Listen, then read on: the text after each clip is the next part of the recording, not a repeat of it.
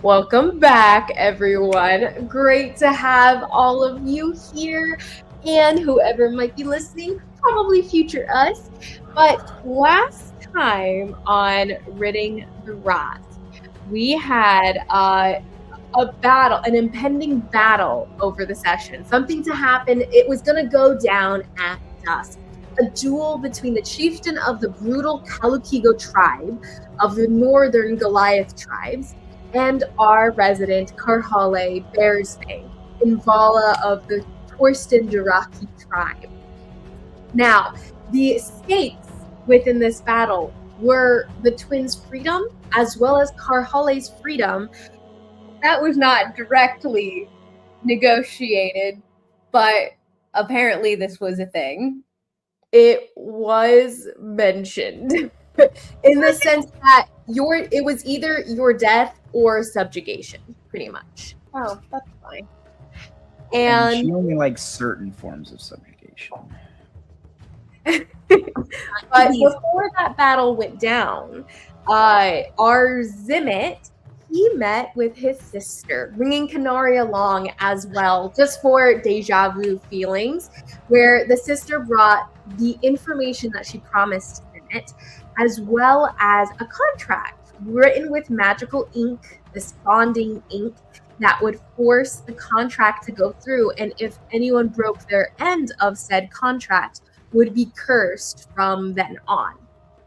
He learned that this was descended of Shinyu back in the Hestrian age, but nonetheless, the contract was written and the contract was signed by both parties.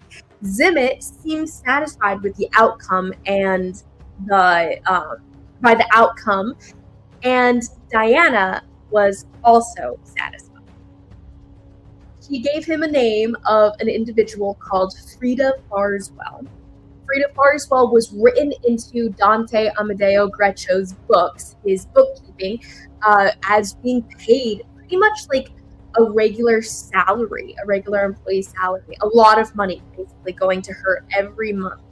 And it was suspicious enough to her that she gave this to him as well, because the only note for all of Frida Farswell's pay was the mention of his melody. And his melody, from what Diana says, has always been his reference Zimmit's mother. And therefore, her assumption that it's related to his mother's body is pretty clearly there. But that is the lead given to Zimmit. After which, the PCs, all of you guys go to visit the spilled ink tent, where a woman reads the ink and sees information there, perhaps future tellings there. And we see that Vidar has changed beyond recognition, something we're not surprised by. That Frida Farswell is from Viridesus, a city in Khel, where they have plants of all kinds. They're known for their botanical emporium called the Evergreen Emporium.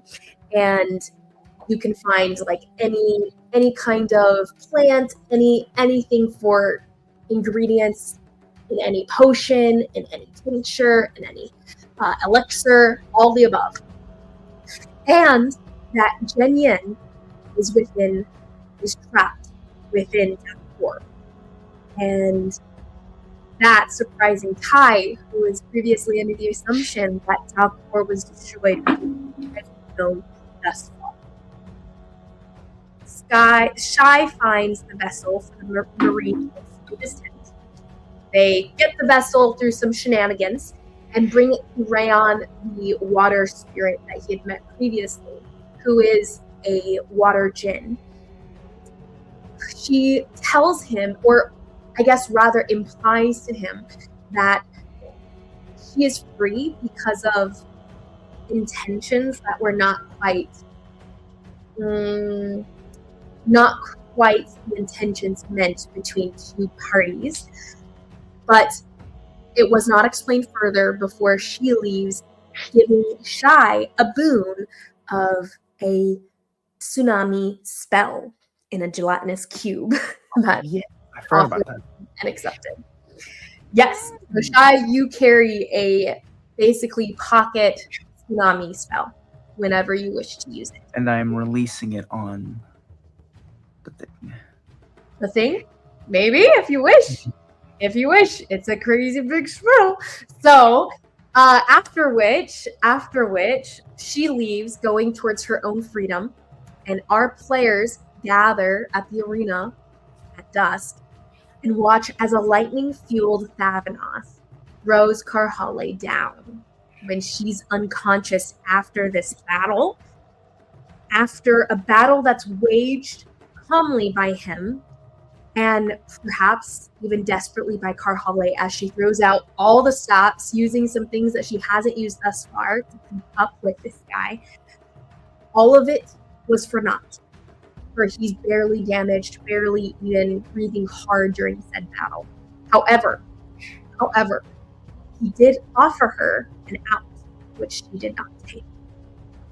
So now we ended with Karhalle being thrown down to the ground, unconscious at the base of the arena, where these giant, the 80 feet high arena, she's cast down from the top, going unconscious, and losing, and going fully unconscious because she had come back to 1 hit point as she was falling, and slams to the ground, bringing her fully unconscious again. But Zimmit, your book has been emptied once again. The name is erased. However, Karhalle does land, and Thavanoth jumps down, slamming into the ground beside her, and towering over her with this vaguely malicious intent that Kanari decides is maybe too dangerous for her friend in this moment. Everyone in the party kind of flashing back to moments before, as she is now lying unmoving at the base of trees. But let us get into this. Yes, Zimmit. Oh, you're muted. Duh. So did she get hit again after she went down? Not as loud. But what? I could not hear. Technically, yes, by the ground. Okay. So, yes, so mid-fall, she was unconscious, comes back to 1 because of your thing, and then she used the ground and went back unconscious. Okay, I just missed that then. Okay, never mind. It was quite comical. Quite. Yes, we all chuckled. Nonetheless, we have characters jumping down. We have Kanari, who has leapt down. We have Shy Sprout, who has leapt down. And we have Zimmit, who has not leapt down, though he sees Begrath, Thavanoth's wife, at the ready, who's presently putting her leg over the side of the drawbridge of this, not drawbridge, of the rope bridge between trees. And she's currently about to leap down, as well as Kanari and the rest approach Thavanoth. As you guys are approaching, are you guys preparing for anything? What are you guys? What are your guys' heads at? Question. I'm preparing to die. Yes, Shaq. So in front of Karhalle is like the overlook, whatever. Are there still people directly in front of me and past Karhalle?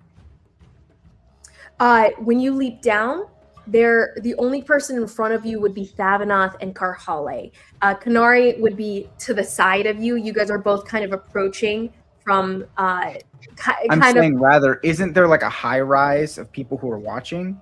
Yes, they are 80 feet above you. There's definitely people on the bridges that are circling the arena. You hear people going, oh, what's going on? And everything. And some people are like, isn't the battle over? And they're like, no, not with this guy. And you hear the whispering in the audience. How large is the arena? The arena itself is going to be, it's about 50 feet, because there's about a 10-foot difference between the logs of the arena, away from the drawbridge. So it's about 10 feet across that distance between the bridges and the logs that make up the arena. Okay. Why? And there's still a bunch of people on the high rise, right? Yeah. I would say a lot of the people are shifting around to get a better look, but they're still on the high rise. No one's coming down. They're afraid enough of this man to not get in the way. You guys don't know better. He's trying to figure out whether it would be fun/useful to use the tsunami spell that he got 2 seconds ago. You can definitely use it. The only people on the ground currently are Thavanoth and you guys. Well, they wouldn't be the ones I'm worried about. No one. Oh, are you talking about his tribe members? There are civilians watching the stadium, watching the fight. Yes, and they're above the ground currently. Everyone else, Thavanoth and Karhalle are on the ground. Yeah, so there's no one else. But they would still be hit in it. Oh, okay. Fair enough. You just really want to use this right away, huh? Which is up to you. But nonetheless, what is your decision? What would you like to do? They are currently 80 feet off the ground. The trees themselves might not survive this, though. They're not, terribly strong trees. Well, the tsunami's 300 feet high. That is really big. Yeah. I think you should hold off until it allows. Right, I could make it smaller, but it wouldn't do anything then. I have a good possible idea. What's your idea? First of all, if there is intent to actually kill Karhalle, then I would cast confusion on him. Okay. So in this moment, as you are far away, you will go ahead and give me an insight check. How far, actually? But you will have disadvantage because you're far away. Well, that's what I was about to say. How far away am I? If you're staying on the rope bridge, you're 80 feet off the ground and at an angle from where he's at. So I'd say the closest you could get is within 90 feet. My range is 90 feet. Perfect. That's actually so crazy. That's great. And you're on the lesser end of 90 feet. So you're 89, 88, something like that. With that in mind, though, go ahead and roll me your insight check. 13. 13. You are of the mind that this is malicious intent. He's about to deal a finishing blow. And he seemed very calm throughout the battle and everything. And this does not it hasn't seemed to change necessarily. But your impression is still malicious. Then yeah, as soon as I think he's about to go on that downswing, then I'm gonna cast confusion on him. Okay, roll me initiative. Hold up. Kanari is moving to stand over Karhalle. That's Kanari, what we're doing. We're going to come to this initiative this round with you guys kind of where we were last session. So Kanari can roll me a initiative, shy initiative as well. And Kanari is currently in the air. Before that, do give me a death saving throw.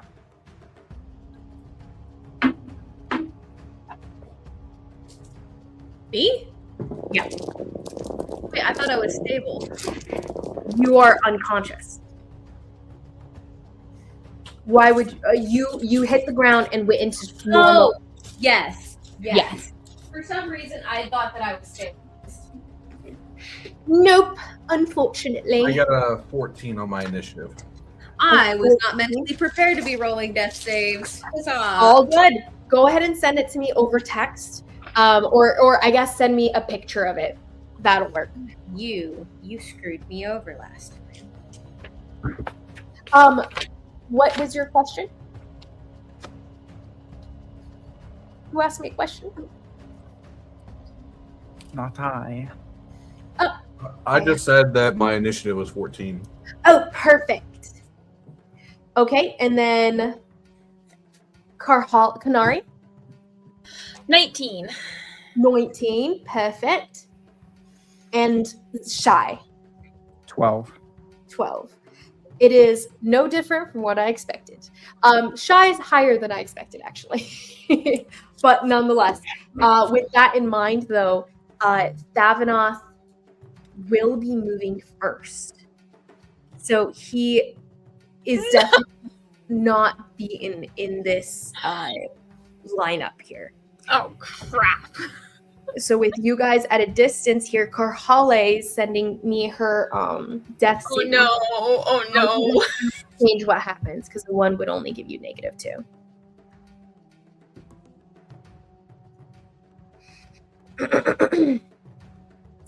Okay, so we have Thavinoth standing over her. He has his axe still in his readied hand.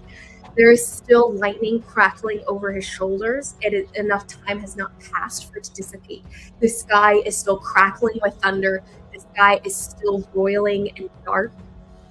And everyone, you guys can hear the audience like murmuring, becoming more disturbed.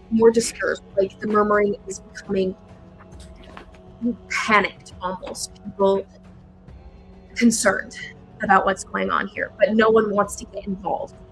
Vegarath herself does leap over the side. Let me roll for her initiative. Actually, I already did. Her initiative, please.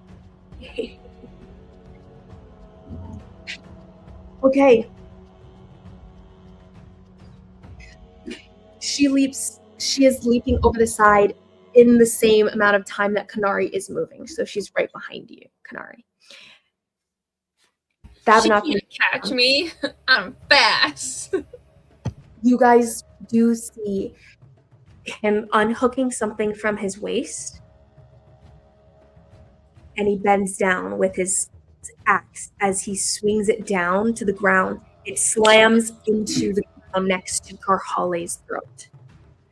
And he bends down to hook something around her neck. You guys cannot see. He is presently crouched over her body. That is his turn. Believe it or not, this is the best case scenario. Next turn is Kanari. You see him you feel Thavinoth breathing hard. Not even breathing hard, actually. What am I saying? His heart rate has not left its normal heart rate this whole time. It is straight. There's no change. He seems perfectly calm in this moment, despite the lightning that you can feel the static electricity like crackling over your skin as you get closer. What do you wish to do?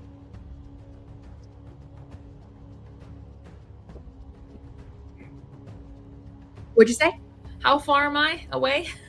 You are not very far at all. When you land in the ground and you take no damage because of your fall ability, you land perfectly gently on the ground, and then you're running over. You're like 30 feet away. Oh, beautiful.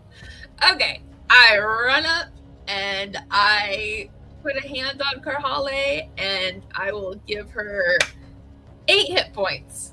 Okay. You rush over to give Karhalle 8 hit points, putting your hand out, and you see him look up at you.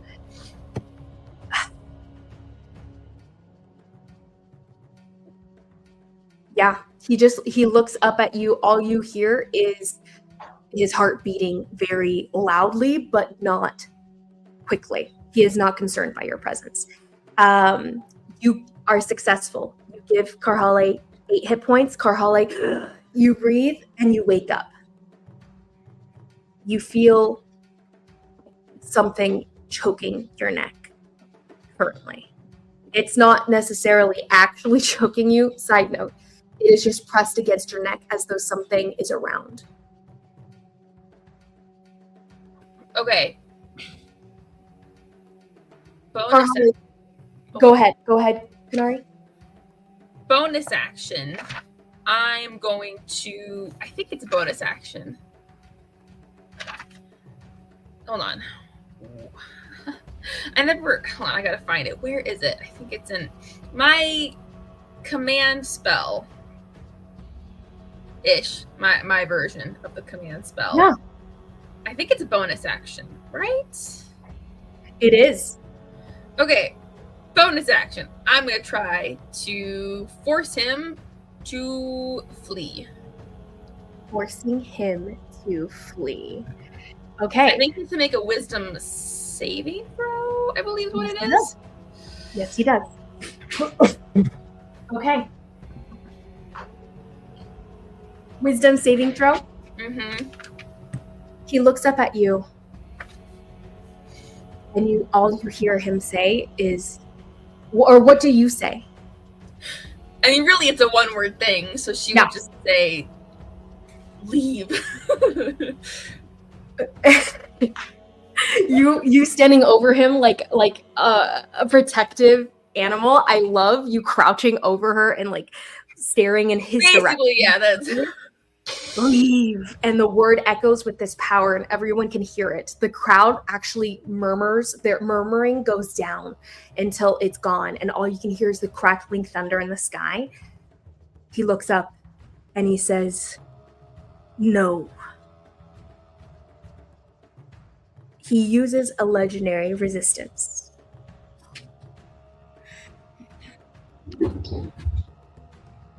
That means he'll have fewer to resist my tsunami. Okay. And when you do so, what is your action? Your action was to heal her, never mind. And this bonus action, it is now Vegarath's turn. And Vegarath, you hear boom, pounding feet. And she is also close enough to rush up. Zimmit, you see her fall over the side, and she doesn't look concerned.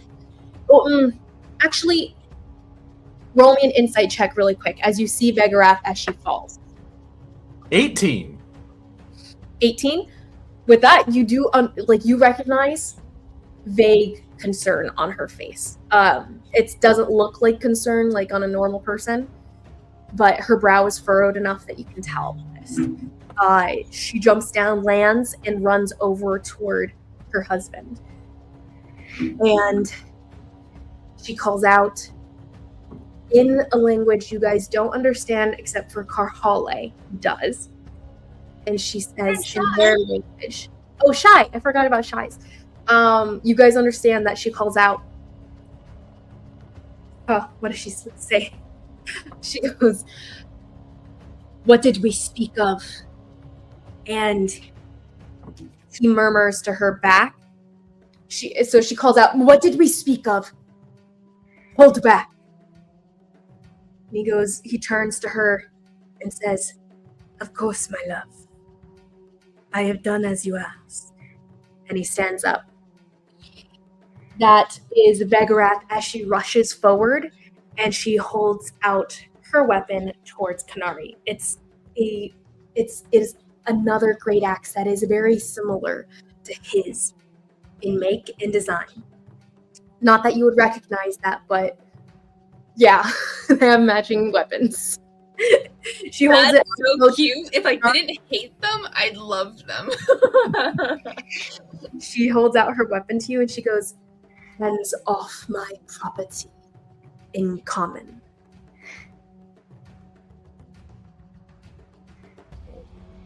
That is her turn. She does withhold her action. That is her moment. Zimmit, what would you like to do? Well, I said that I was gonna hold for confusion, so... Okay, go ahead and what kind of roll is that? Wisdom saving throw for him? It is a wisdom saving throw. Alrighty. All right.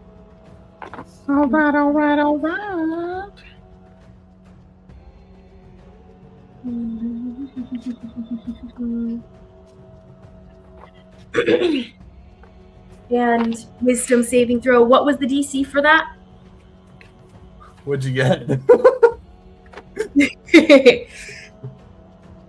He gets an 11. He fails. 19. And he uses another legendary resistance. Loser! He feels this like attack actually and like looks around himself with general like just awareness. rather than even true concern. He does examine the surroundings for threats. And I'm just going to give him a general perception check roll, which gets a natural 19 for it in this roll. Anyway, his eye, you can see him turn and locate you as a lingering threat. He recognizes you as probably friendly to the enemies here. Question: does the legendary resistance give me my spell back or no? Oh, Okay, I don't. I just could not remember for the life of me, so I wanted to. No, you're good. You're good. Definitely. Then.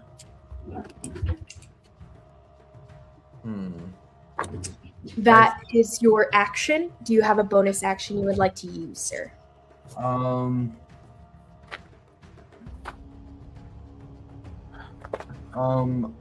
am going to.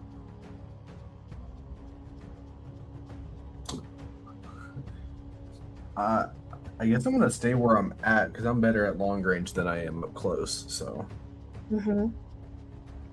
And for bonus action, I really can't do much in this situation.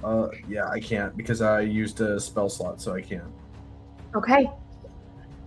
With that, then it is now Shai's turn. Shai, what would you like to do? As you hear Vegarath standing next to her husband, she's got a hand out on him, and she seems to be like, her eyes are dilated. She seems like she's low-key angry, perhaps, but also just holding out her weapon towards Kanari here, as she says, "Hands off my property." Can I gather, is she referring to her husband or to Karhalle? You get the implication that she's talking to Kanari, whose hand is on Karhalle, and therefore it's referencing Karhalle. That's what I thought. So at this point, Karhalle's been branded. She's now... Karhalle has not been branded. That is untrue. Necklace is now... There's a torque necklace on her. Yes. A metal torque on her neck. See. It's black, and it's seemingly made out of some sort of wooden-looking metal, because it's reflected.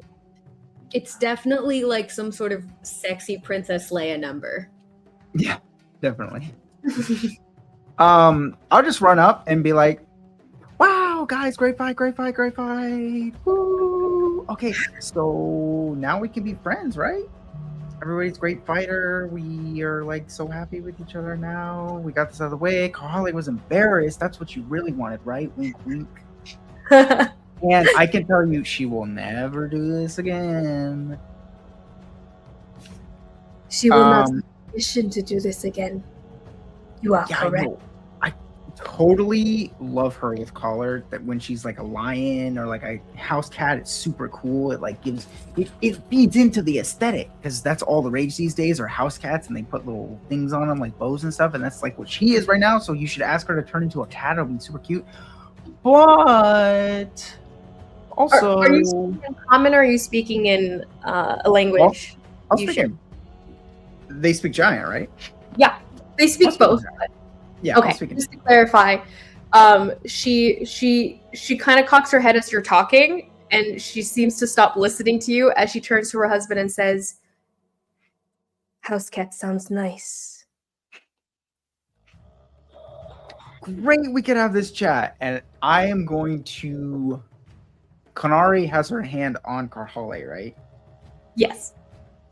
I'm going to grab the other shoulder that she doesn't have and yank Karhalle and start running. Okay. So Karhalle will not let you yank her anywhere. You have no choice. Oh, I think I do.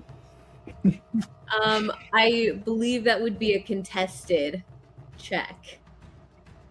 So yes, Karhalle has woken up. So in this moment, you grab and yank at Karhalle's body.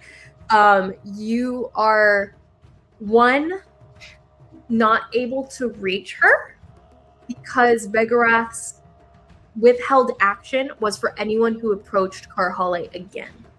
So Vegarath does reach out with her axe that was already pointed toward Kanari and swings to you, Shy. She will be using a attack roll that is to knock you down rather than to attack you. So she shoves instead. So a contested athletics roll, if you will. Go ahead and give me a athletics check in contest to hers. You are both able to carry double what you guys can normally do, so your guys' strengths are akin to each other. So go ahead and just give me a straight athletics roll, unless there's something else that's going to boost you. Nope. I don't think advantage is only during rage, correct? Advantage is only during rage. So that would be an 18. Okay.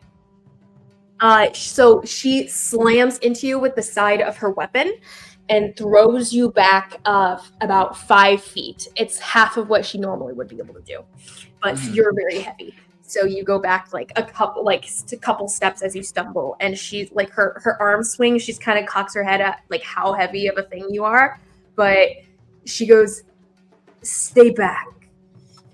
You approach our property again, and the Kalukigo will come down upon you and your friends. This belongs to us now." She is in awe.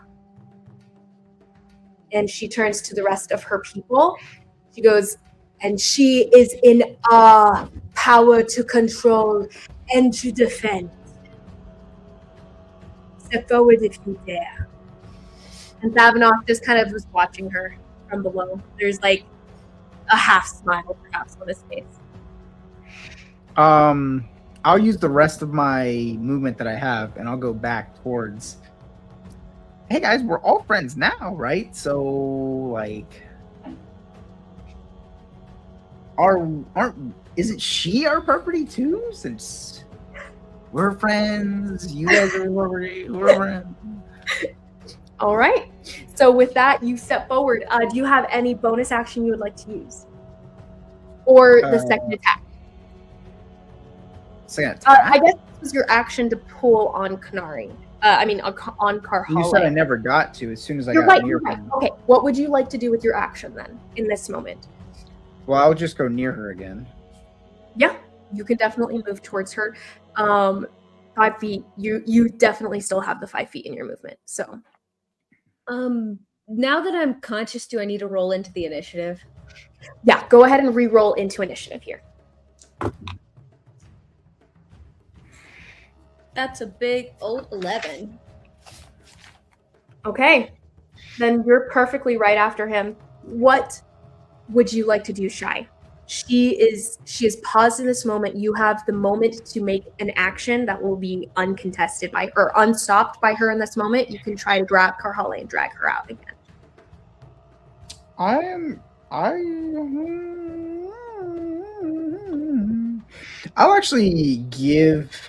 I'll just go and put my hand on Kanari's shoulder.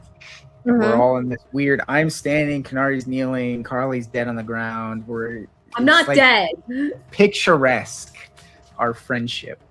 I'm just gonna use my help action for Kanari.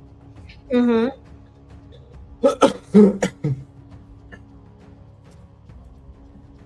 This would be a beautiful painting right here, I just have to say. Okay, so how do you wish to... Oh, okay, so your help action will be saved for Kanari, in a sense. So let's just say that you can help Kanari in whatever next she's doing, and we'll have you describe how you're doing so as she decides what she's doing. I get dust in her eyes. Go. You look at Kanari, and you tense your body ready to just, like, jump to her beck and need. So, with that... we'll move to Karhalle, who is currently on the ground with Vidar. Whoa. Freudian slip much? Do this to me, Liz.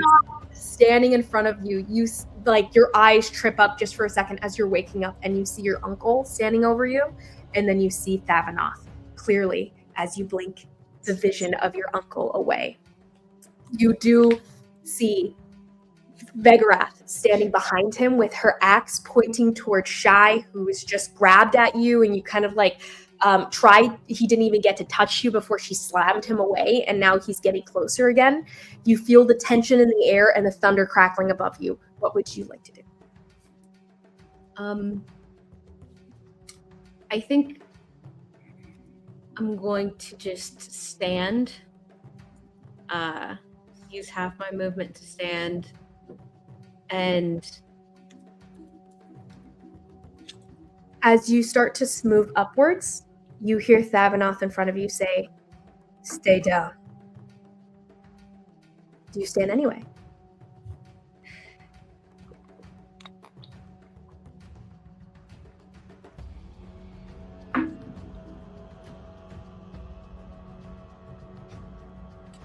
I think she's just going to... I imagine she got like halfway up, like to a knee, and I think she'll just stay there.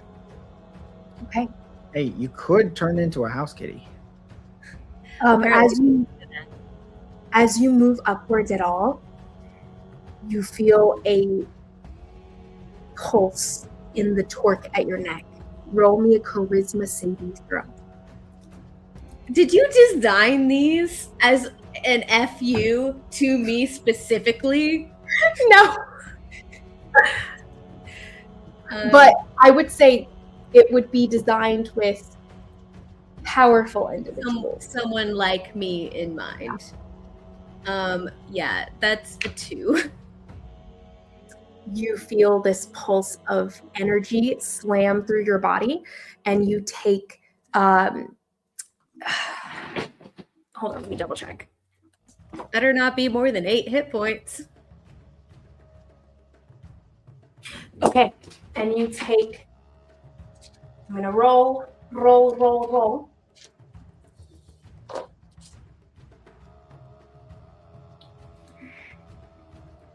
Well, yeah, definitely you go back unconscious. What am I saying? I don't know why. Great.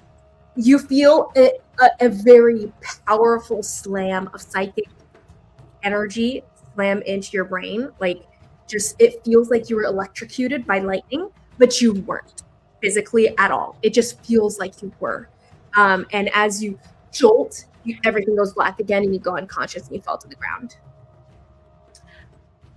I think just for a brief second, as I was getting up, I was looking for Jaskier in the crowd and just locked eyes with him for just a second before going back down.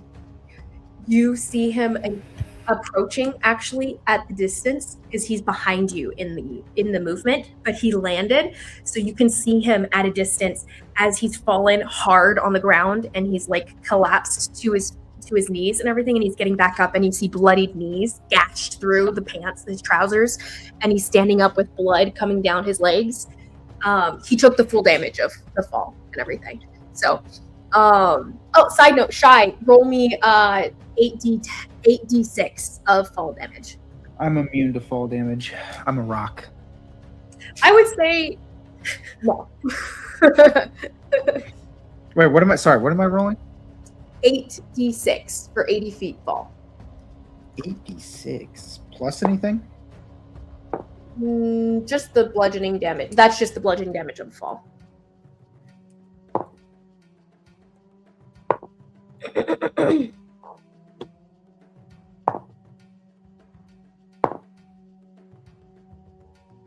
$47. Whew, that's unfortunately high. Isn't that like one less than you could possibly get? 8. Did I roll one extra? 8d6. 8 Well, I don't know. 48. Yeah, I did 8. I did D8. Oh, Sixes? that makes sense. I was like 36. literally world the worst. 8d6? 8d6.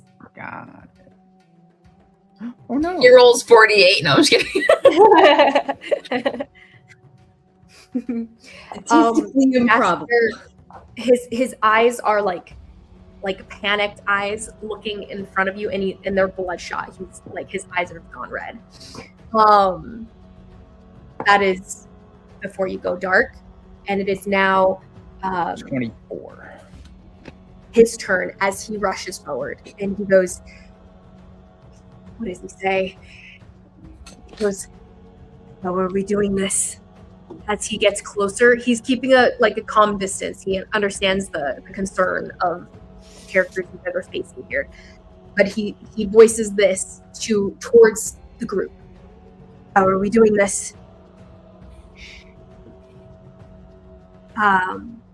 He's going to prepare his action to make an attack. He has his glaive here, so he's going to get closer, but only as close as Shy is currently, since that seems to be the limit of action here. So he rushes up, and he's kind of limping a little bit, but he brings out the glaive and he's ready. He prepares an action to attack once they attack. That is his turn in the moment as the tension continues. You hear the crowd above getting loud again, except it's not the people that we're just observing. It is specifically the Kalukigo who we're observing as they start beating at their chests, and you hear a song starting to pick up. The triumphant song from before is different now. It means something different. You guys don't know what this means as they start to pound their chests and sing it. And you see one leg. You see legs starting to come over the sides of the bridges as they all start leaping down with giant, cacaws almost as they fall. And you hear boom, boom, boom landing all the way around you as it seems like this is picking up into a thing. In which case, you guys are surrounded by upwards of 20 tribesmen. So keep that in mind as you guys press forward. That's 5 for each of us. Each of them are going to take the fall damage as they hit the ground. But keep that in mind.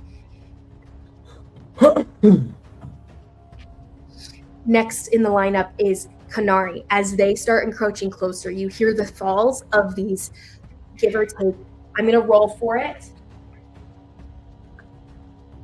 You see 16 surrounding you as they are coming closer. Some of them seem to be hanging back or a little slower to drop, but 16 land about 30, 40 feet off, but they all have the movement to get close enough that they will be there in a moment. They all seem to hold their action as well. You see them all getting on their tiptoes and bending down like if they're ready to press forward at a moment's notice. All of them prepare their action. Okay, that comes back to Kanari. Actually, no. It comes back to Thavanoth. What am I saying? Okay, Thavanoth brushes off his knees as he stands, as he's looking at Karhalle, who's just passed out. He looks up at you, Kanari, sees your eyes not meeting his, and instead he locks eyes with Shy, but he seems to be directing his words at Kanari.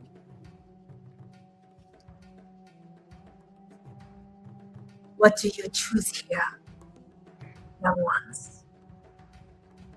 We could have war, or we could have peace. Your So, choice. translating to you, Kanari, he basically called himself old, and he said we could have peace if we wanted to, but we'd have to give up Karhalle as slave. I'm blind, not deaf, Shy. Oh, I thought he was speaking giant. He spoke in common. He was directing his words at Kanari. She can Oh, understand. you said he was looking at me, but He looks at you, but he seems to be directing his words at Kanari, since she's not locking eyes with anyone. gotcha.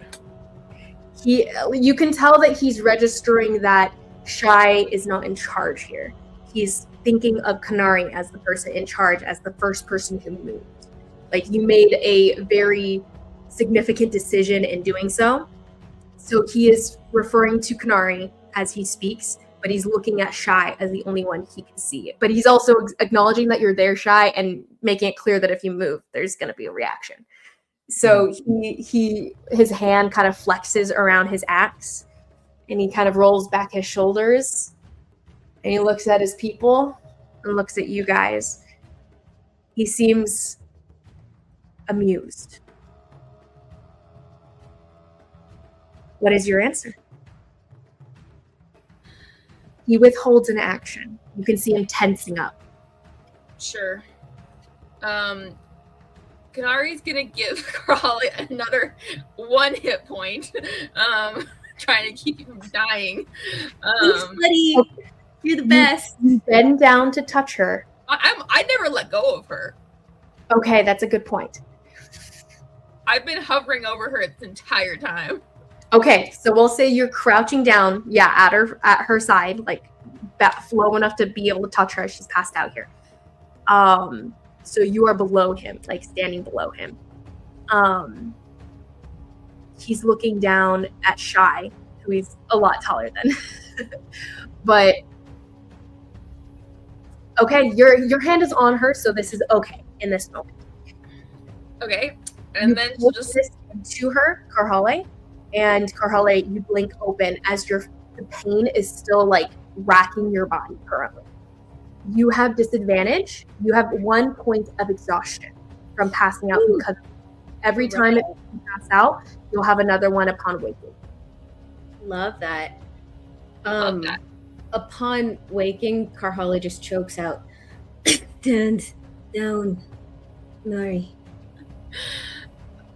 Kanari is gonna say, "You really want to spit in the face of the Mad Prince of Alethkar and take one of his wards from the party he invited you to on his mountain?"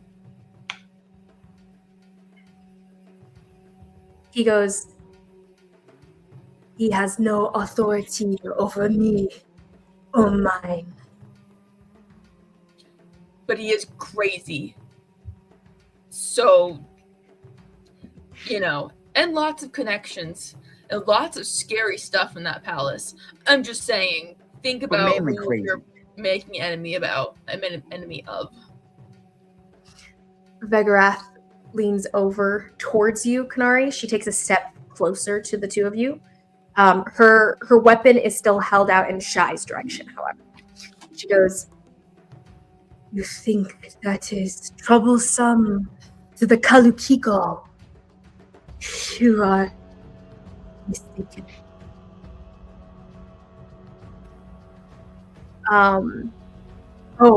Actually, she also goes, she looks over at her husband and she says under her breath in Giant, so the only people who understand are Karhalle and Shy here, she says, "And according to some, he deserves it." And he kind of like looks at her with an unreadable look from the rest of you, for the rest of you, but they seem to communicate silently for a moment as they regard the rest of you again. Kanari, please. Go. I lost. That is it.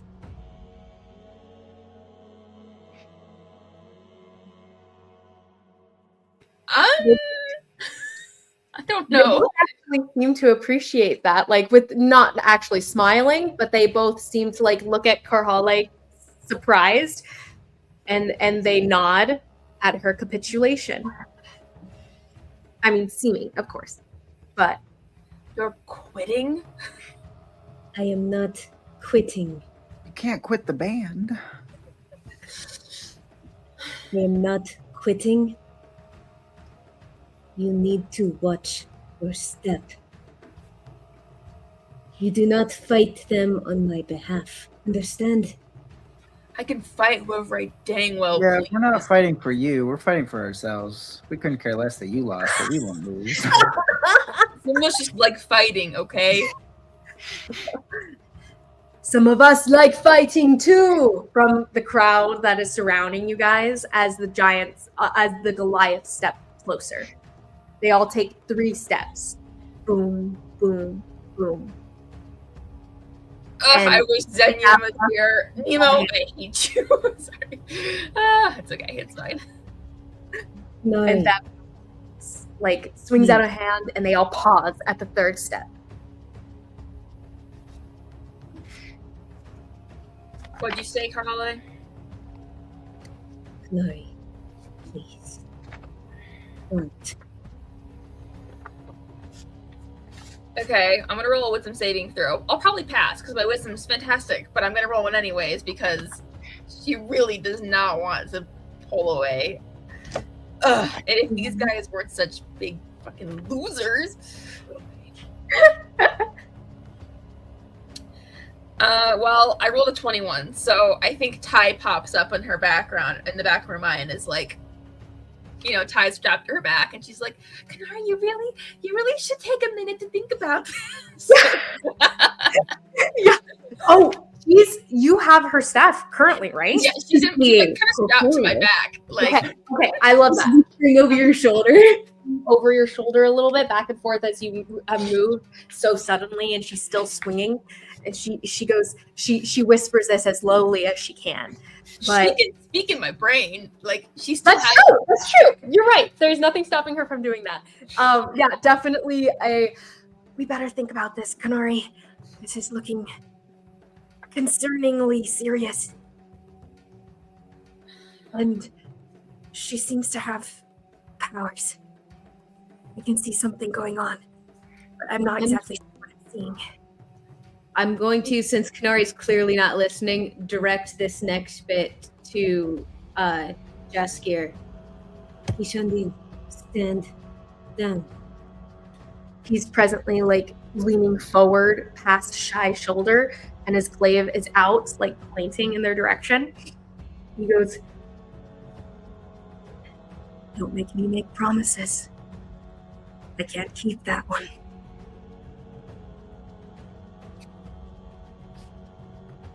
The rest. You said Ty said something. Who is she speaking about? She was saying that the woman Goliath has some power.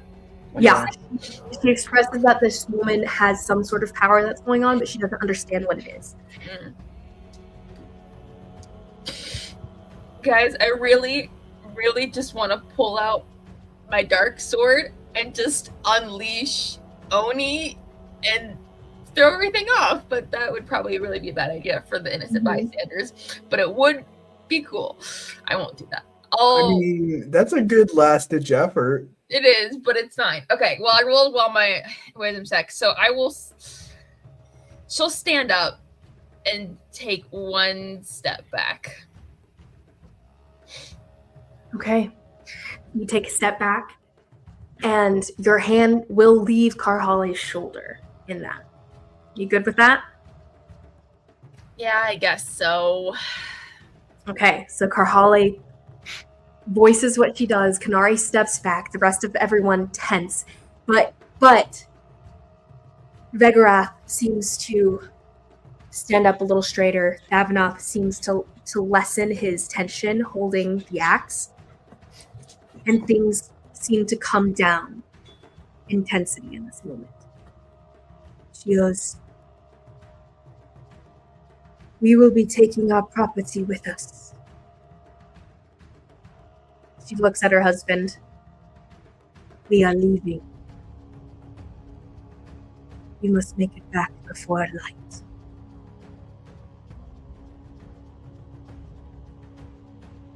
It's my turn. She withholds an action. Kanari, did you want to use your action, by the way, for your turn? No, I'll hold it. Okay. What would you like the reaction to be for? Oh, good gravy. My action is to get out my sword and fly away if Karhalle wants to do anything crazy. We'll see. And she goes, Vegarath, instead of withholding her action, actually, she'll look at you as she says this to her husband and says they need to leave. They get back by first light. She goes, "As an exception to what normally happens at the end of a duel, of this kind. I will offer you a olive branch. And she grabs a fistful of dark bones, like dark and blackened bones, like they've been burned, and she holds them out in your guys' direction. How about I see what will happen if you try to follow us? And she drops them and she casts augury as the bones clink, clink, clink, clink, clink on the ground. She looks at the bones. She bends down to like knock at them a little bit with her fingers. And you hear a little clicking noise as her knuckles bump against the bones. It seems it's not in your favor. The bones make this shape.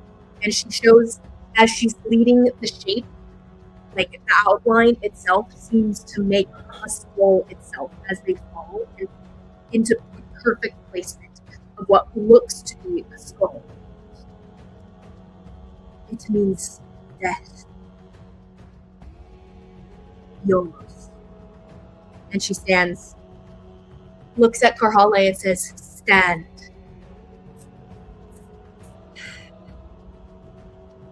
I'm assuming I will. I wasn't sure if we were sticking to initiative. I would say at this point we are out of initiative. Zimmit wants to do something. I don't know what he's doing, but willing to do something. Zimmit, I will say at this point we will be leaving initiative to an extent, and you guys can declare when you guys would wish to do something, and if things come to battle itself, then we'll continue with our initiative stands. But in this moment, Zimmit will be the next one who wishes to do something, correct? Yeah. Okay. If I remember correctly, this fight was talked about between Karhalle and the guy that she's fighting, correct? Correct. Okay. So Zimmit's going to jump over the edge where they're at. Okay. You do see a ring of Goliath men that are going to be between you and them currently. They have made a crowd, like a ring around them. I just need to get fairly close. Or how close do you? Close. 30 feet. Okay, they are perfectly at 30 feet. So you'll like come up to them and like bump into their shoulders to get within 30 feet, but you can do so. When you do so, though, they will look at you with, well, anger and aggression, you know? They go, do not encroach upon business that is not yours, tiny one. The short jokes are not necessary, man. They're not necessary. And Zimmit is going to start talking to... what's the guy's name? That's Avenant? Yeah, the guy that's fighting Karhalle. Yeah. So you'll close your shoulders. Go ahead. And he's gonna say, if I remember correctly, this wasn't the rules of the fight. I thought the rules of the fight were to offer public humiliation for pride between your two clans, and he's going to cast Modify Memory. I was like, do you have Modify Memory? That would be so cool if you did. Very. You have access to that spell? I do. Very interesting. Okay. You cast Modify Memory. I will miss being a spellcaster. Okay. Go ahead and roll. I don't know. It is a Wisdom saving throw. Amazing, amazing. We will be rolling. And he uses a legendary resistance. The wisdom's really getting him. Couldn't even give me that. Is that 3? He's gotta be. 3. There has to be a way. I think he even used one during my fight. That so he has no more for resistance. You said what? That is his final resistance. Well, don't tell us that.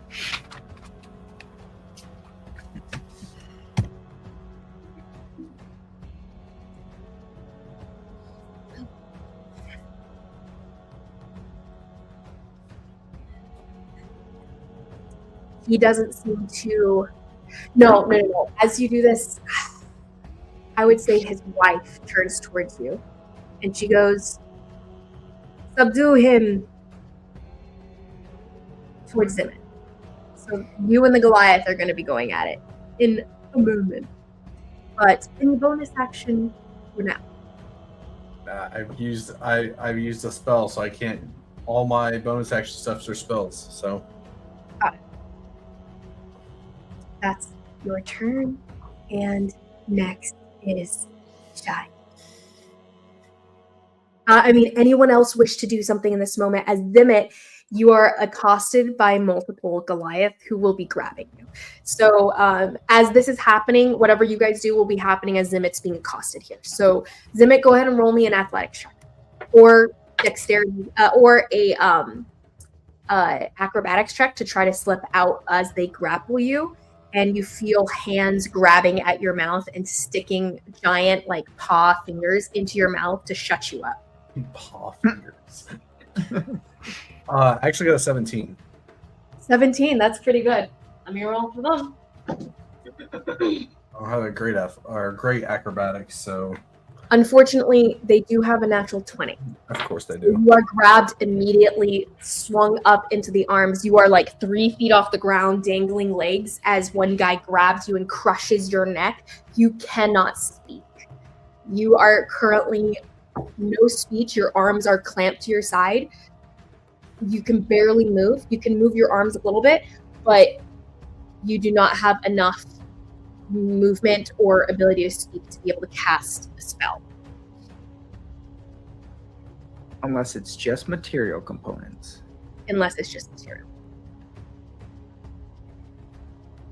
I would say you can fight for somatic as well, but we would have to come to that as it comes to that. It is 2 of them, by the way, that are clamping, grabbing. Are they bringing him to the center circle? They're not moving at all. They're keeping him at within the ring. They're not moving forward. They're letting Thabanoth and his wife deal with you guys, but for the moment. That is, what are you guys doing? It seems like Vegarath. Sorry, Karhalle, do you stand?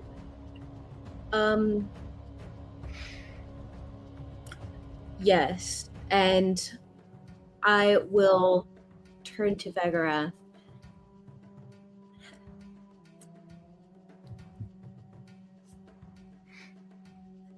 You must forgive them. Their only fault is that they are loyal. If you allow them to leave, I will go with no issues. She nods, and she waves her hand at her men. And she goes, "I know spells when I see them. Tell him if he casts another one, my men will break his jaw." And then she goes, "Your friends may leave, but if they dare take a step closer to us, I will not speak on what we will do, but I will have you close your eyes as an act of mercy." She'll Your what? mic is really bad right now. I don't know why. No, She'll She'll she close will. her eyes as an act of mercy. She will have you, Karhalle, close your eyes as an act of mercy.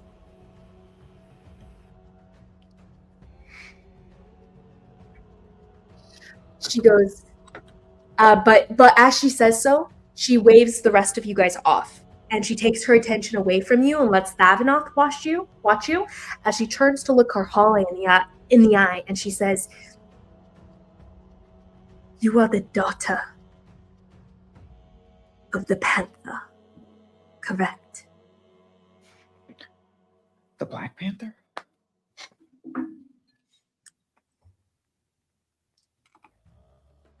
What difference would it make?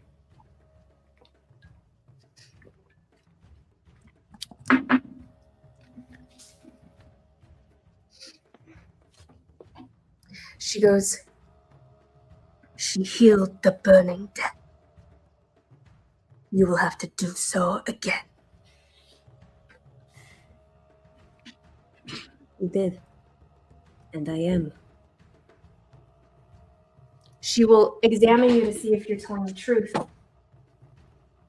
She, like, her eyes What are you talking about? My mom. and she goes, Good. Follow. and she turns to walk towards their camp. Well, since she's gonna be gone for probably forever, is it okay if I give her one last final hug?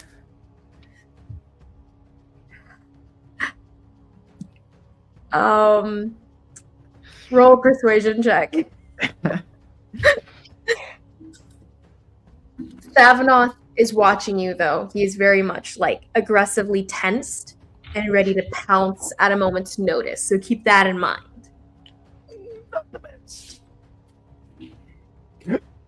At around this moment, the Goliath that grabbed Zimmit, drop him. And they kind of, like, slam you down a little roughly. So I'll say you just take, like, a d6 of bludgeoning damage just from falling. They, like, slam you down into the ground. You take 3 bludgeoning damage. And they go, You heard her. Move and I get to break your jaw, little one. There's a 12 persuasion. A 12 persuasion. She looks back. Savanoth kind of, like, his eyebrows, like, peak a little bit, but she waves you forward to give her one last hug. Oh. Aw, I didn't think you were gonna get that with a 12.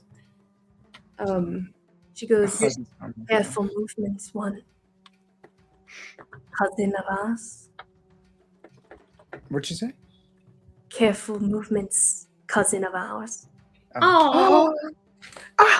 Oh. You never say that. she actually considers you with a little bit more respect than she does the other little people.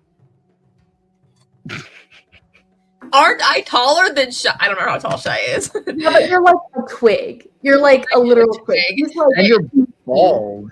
and small, but beefy. Bald, nothing to do with anything. Okay, I will go ahead and I'll go up and well, it's been fun, cousin. Maybe we'll see you. Maybe like you'll get visiting hours or something like that. Hey, Shy, I need you to take Jaskier away from here. You hear me? Yeah. I can do Do that. not let him follow. You understand me? Yeah. Talk to his sister. I've been working with Adin Hawat. We were able to secure his pardon. He can go home now. Yeah, right. Not going home. Nice try. Okay, yeah. I think I could definitely hold him down. He's pretty weak, honestly. Compared to you, you're like Do way stronger. not than he is. let him follow. Actually, you know what? Next time you get out for visiting hours, I think we should have like a wrestling competition, and you and Enough. Thank you, Shy. So I'll go and hug her and like squeeze her tight. At the same moment I'm doing this, I'm gonna throw down my thing and cast it on me. Nathan! This is why Jared was talking in the group chat about plans, because this is dumb. This is dumb. Oh, it's our last bet. No, it's not. We can go freaking track her down and sneak around. But this will give us time. Killing me, Smalls. Okay. So, are you sure about this? Because this will be actually killing a good 30 people at least that are not involved. There's a lot of civilians. Please don't. Ill? Yes.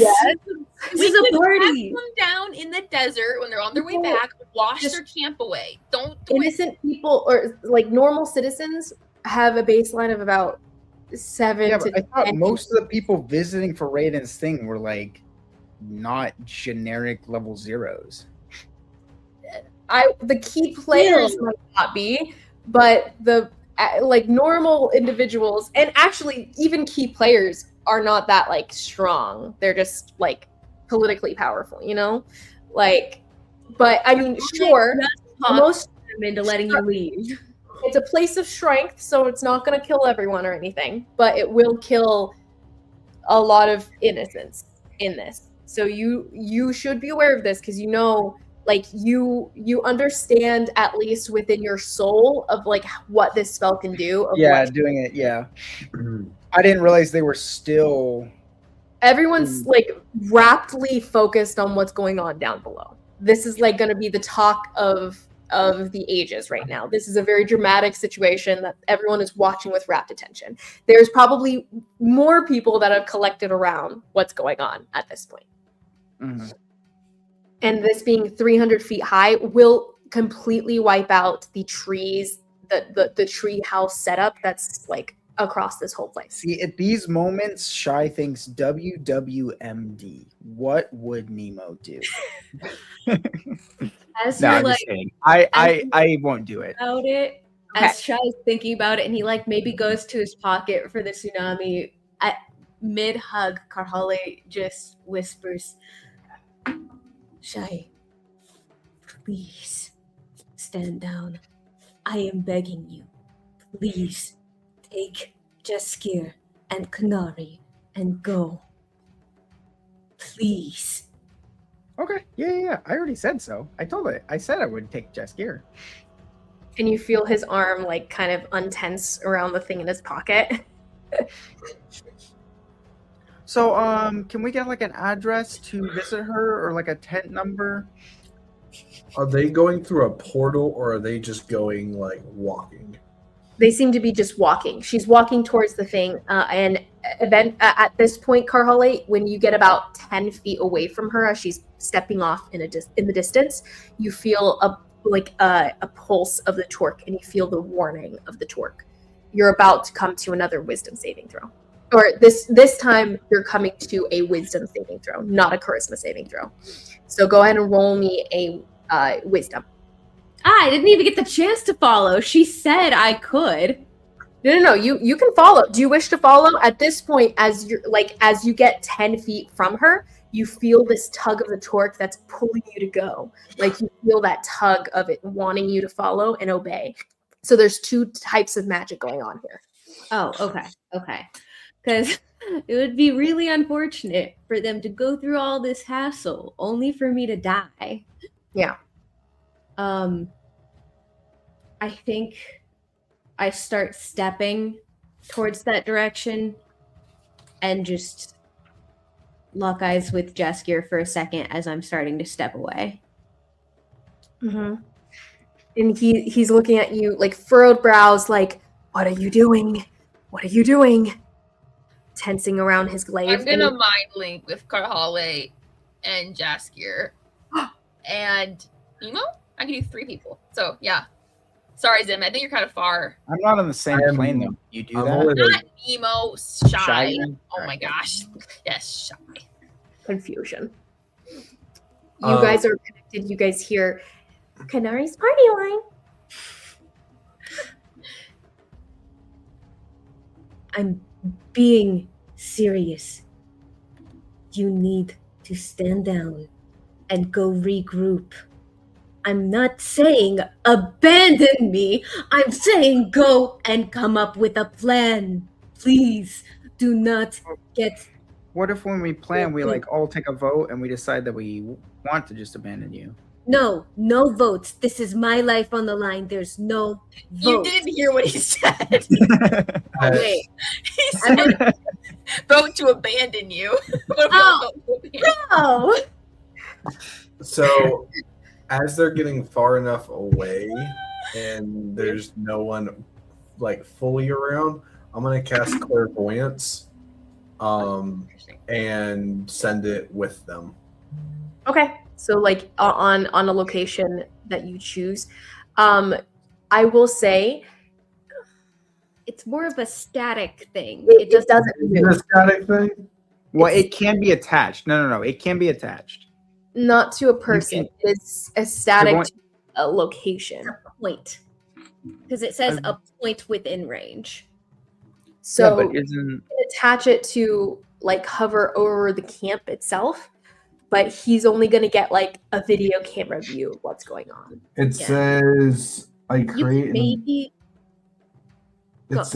create an invisible sensor within range in a location I'm familiar with, which is either a place I've visited or seen before. Yeah. So it just won't move. That's the thing. So can I not just be like, oh, I've seen Karhalle and I'm going to put it on her? It's a location, not a person. There's a different spell for that. It's called scrying. But even scrying wouldn't give you continuous like purview of them. It would last for a short period. But you guys do have a scrying eye, so if you guys wish to use that, you can. Who has that? I am going to slip it to... Actually, I will take it out of my pocket and drop it. Roll me a sleight of hand check if you're trying to do this secretly. Slip it into my pocket. Ooh, hot dice. Hot dice? Hot diggity dog. 30-20. Woo! Okay. You, well, let me roll for them. Yeah, neither of them notice this. As you just drop it, you guys hear the tink. Or Kanari hears a tink in the ground that's so quiet, no one else notices it.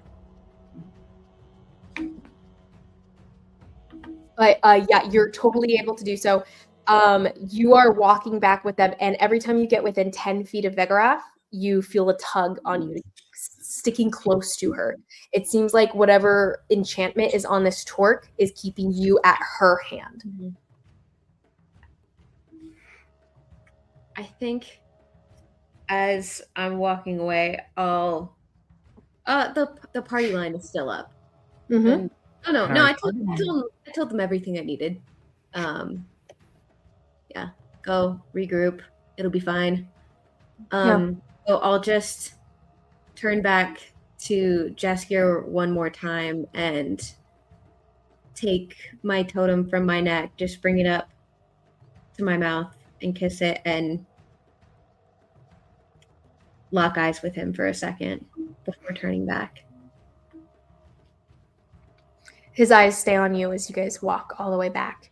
He doesn't move from where he's standing, even if the others do.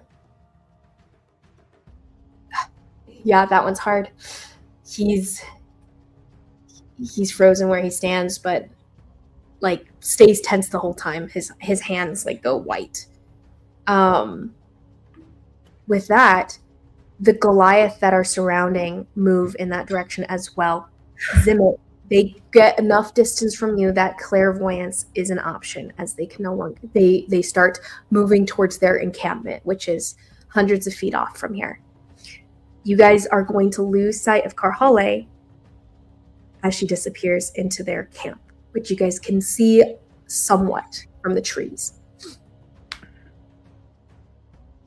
Karhalle, immediately the entire camp is being taken down.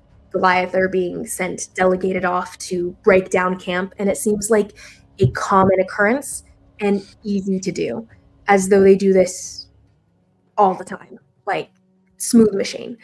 As that is happening, what is the party doing? Well, she's a lost cause. No. You are set to work, by the way, immediately delegated by Thavanoth to start helping carrying like giant tent flaps, heavy furs, like all the above. It seems like their camp is built to be for a warmer climate than here, as a side note. But everything is heavy and big, and you are the type of person, these people are the type of people, included, that would be able to carry and do all this stuff without wagons or anything.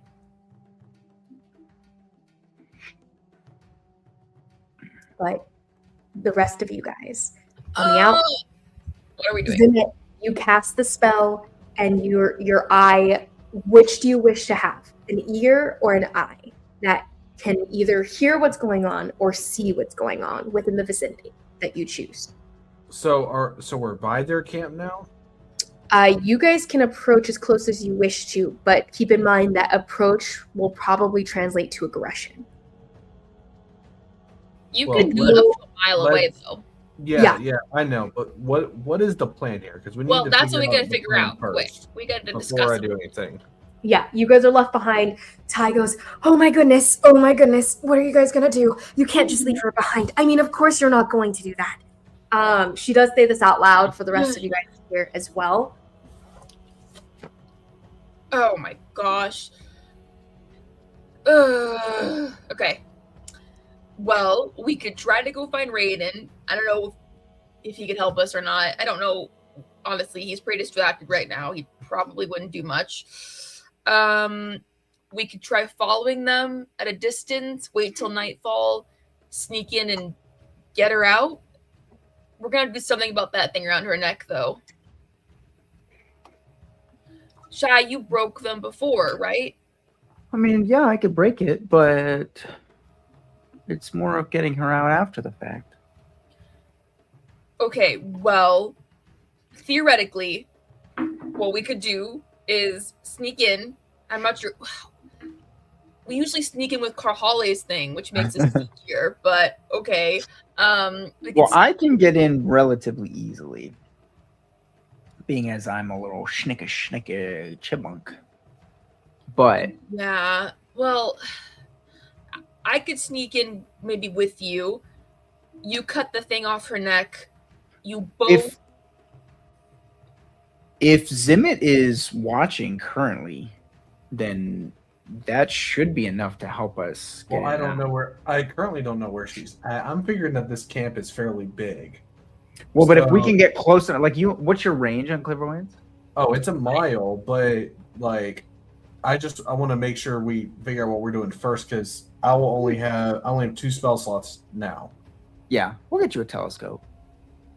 Listen, if you cut the thing off, you both could change into like little birds, go in my pocket, I fly out with you. Or could they just not fly out if they're birds? They can't fly as fast as I can fly, idiot. Sorry. Karhalle, it's fine. Not your fault.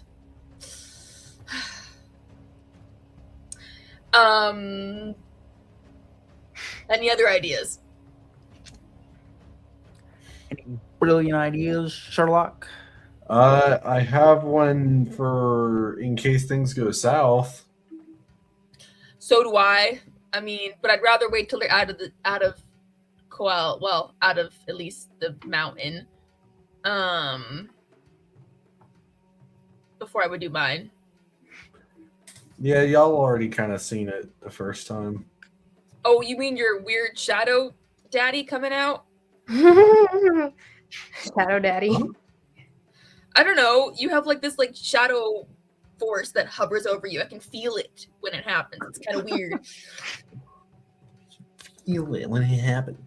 What? I mean, I'm not saying it's not cool. I'm just saying like is that what you're talking about? No, it's the thing that could have wiped y'all out whenever the second time. You mean before Nemo one-shotted you with that pound of gold or something? It was dropped on your head. Pound of gold is 1,000 pounds. I like to see you get 1,000 pounds of gold dropped on you and see how well you do. I just wouldn't have let it hit me. Duh. Anyways, I'm just kidding. Okay. Sorry. So, I just really can't remember. What is this?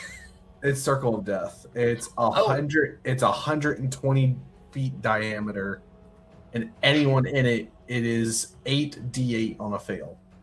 Mm-hmm. That is a lot. So if things happen and they get caught, then I can have that ready and prepared. I can use it free once per day.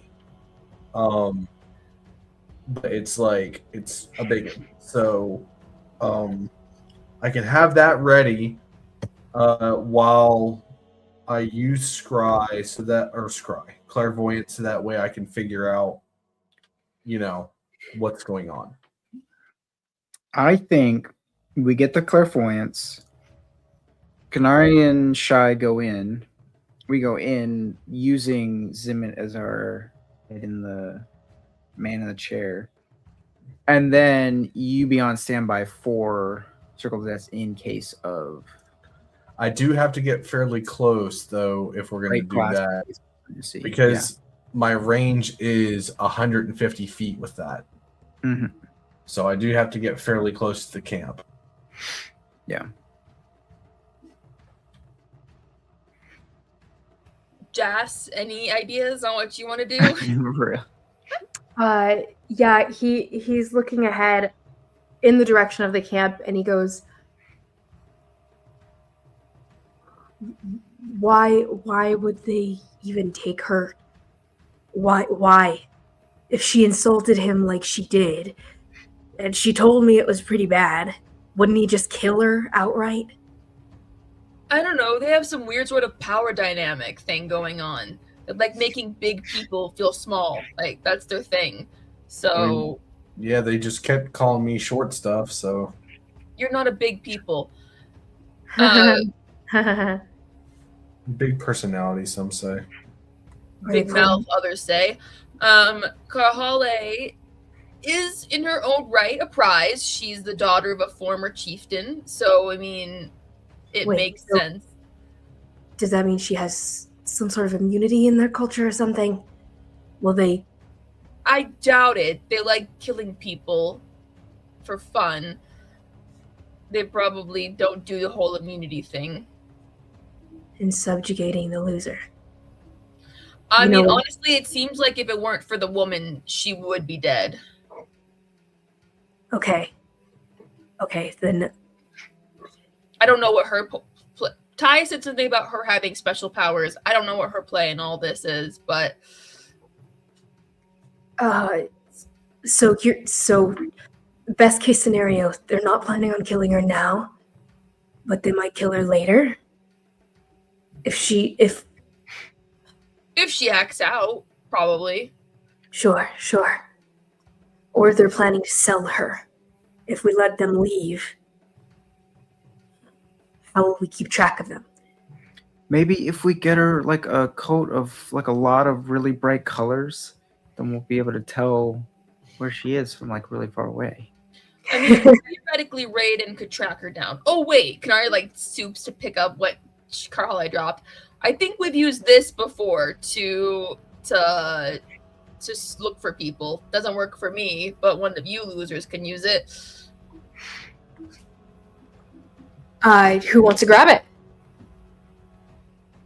I guess you have a new resident caster here. Yeah, Zimmit could probably do it. I would like to note, Shy did hear and understand Vegarath ask Karhalle if she's the daughter of the Panther, to which Karhalle said she is. And Vegarath mentioned something about the Black Death. The Black Death? That's just the Burning Death. Is the Black Death? The Burning Death. The Black Death is the real life one. The Burning Death is the Mizana one. Ah, I see. And from what you guys know of Karhalle's past, and I'm relatively sure you've mentioned this before, like 100% sure, I think, right? What bit?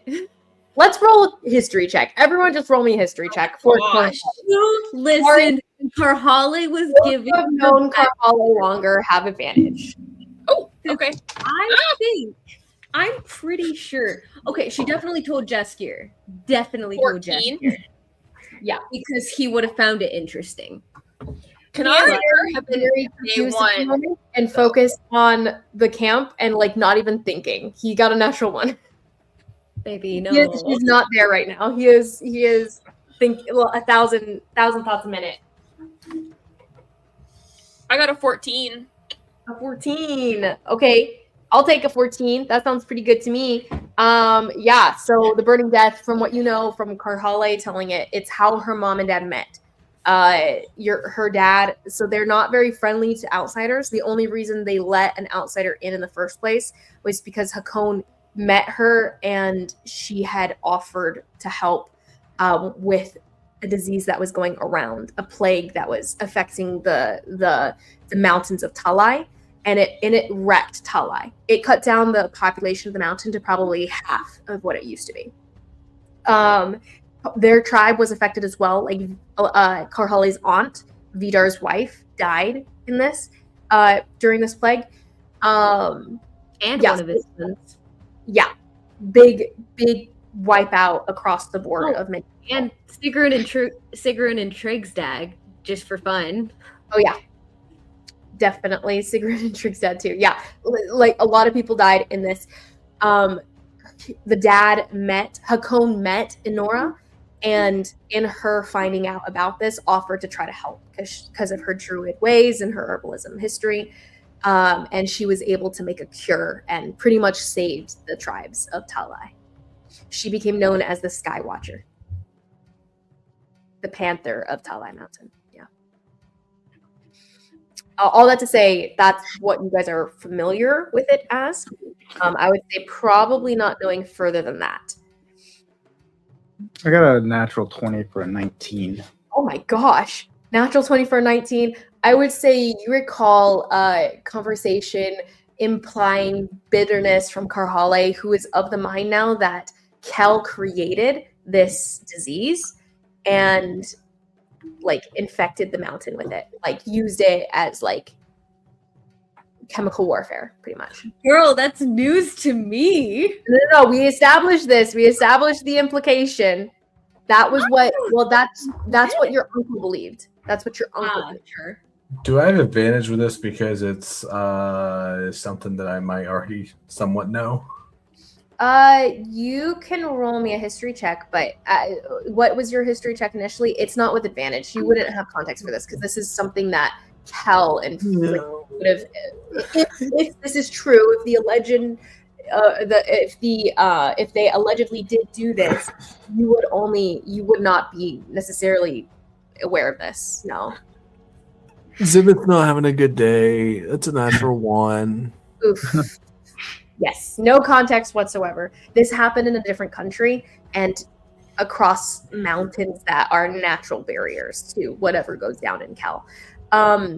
You guys meet people from Khel here in Alethkar, but most of them are pretty much detached from what's going on in Khel for the most part. Okay. So I'm not sure what that's gonna help us though. I don't know how that's gonna help us with anything. I would say the only significance there is that an old plague that should have died out, in theory, is currently apparently a concern to Vegarath, which is odd in of itself, because the burning death from Karhalle's talk was wiped out because of Inora's cure before. So it was no longer effectual at all. So the hearing that it's even a thing right now is very odd. Sure. In that context. Oh, so we should just let them take Karhalle and she can cure it. Like that sounds reasonable, actually. Save a whole bunch of clients. Okay. All right. Okay. Okay. So they're packing up to leave as soon as they can, basically. Yeah. Based on well, Zimmit, you're not using your clairvoyance ring, right? Not yet. Not until we're ready. Okay. How long did your clairvoyance last? An hour? Hold on. 10. No, that's casting time. Concentration for 10 minutes. Ooh, not that long. Okay. Side note: your guys' earrings can still reach Karhalle. Nothing is. You guys are not that far yet. They have not left the estate yet. Okay. So do you have any Go. besides trying to sneak in and get her? I don't know. So, hear me out, Tsunami.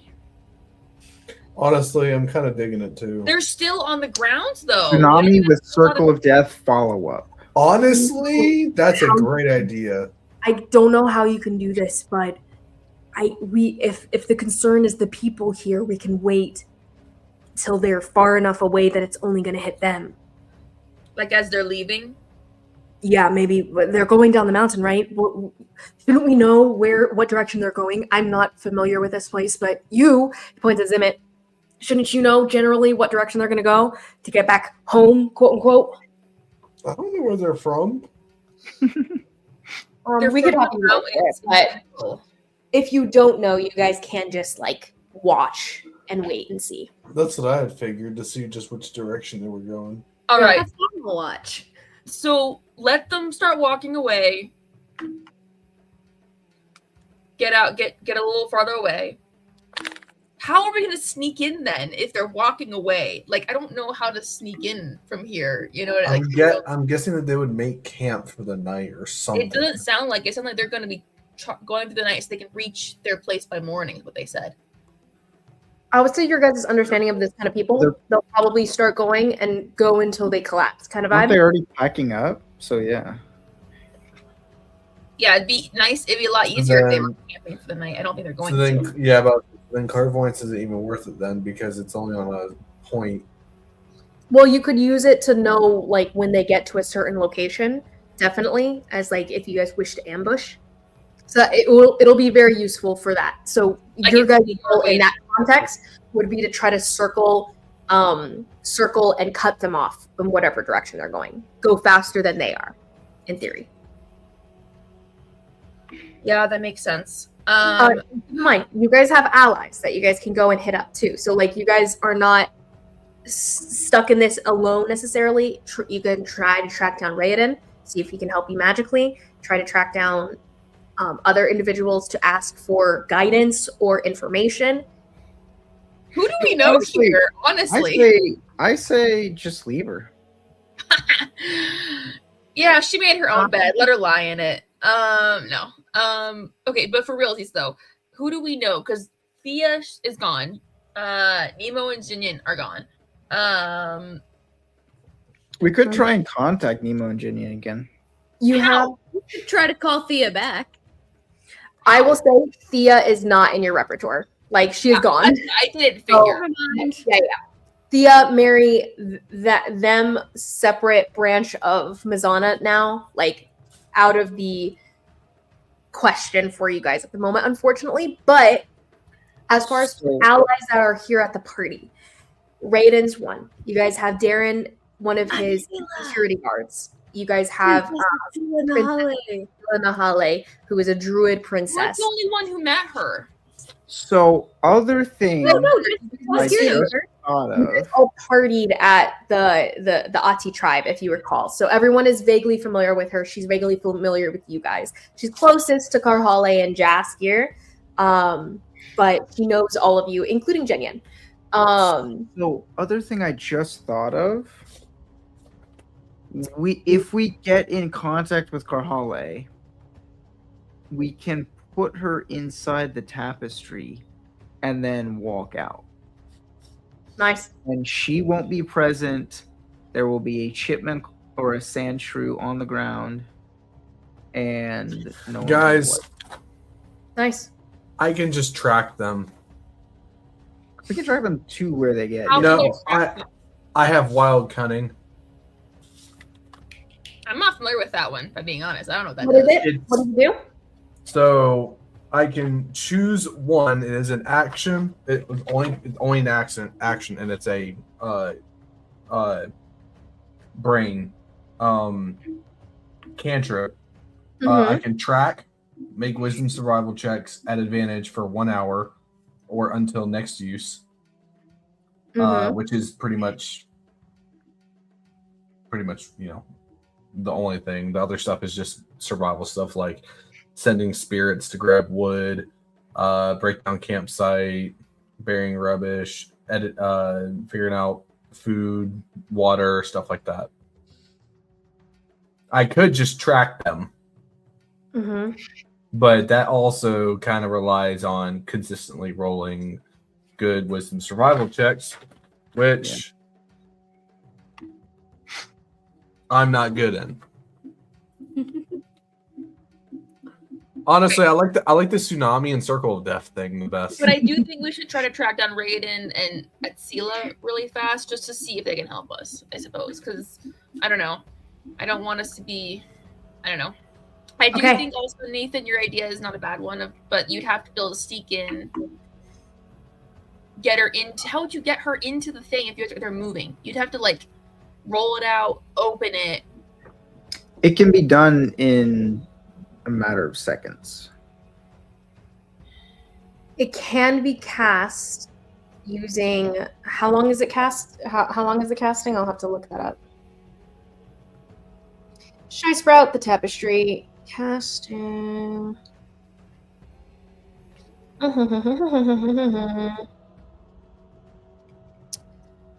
Let's see. 5-minute ritual. Never mind. Well, it's not that long, but it is sometime. You'll have to be in there and alone long enough to be able to do it.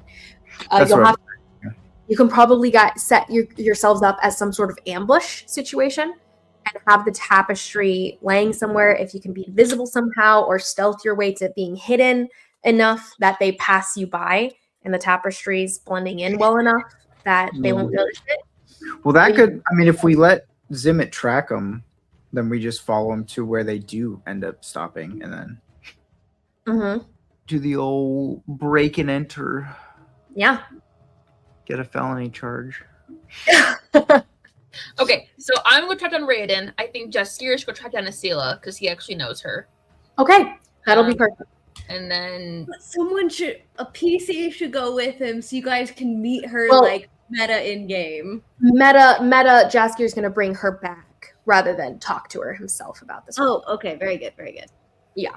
So he goes off to find her. I'll roll with her. Nori, roll a perception check to find him. Okay. Oh, Jaskier gets a natural 20.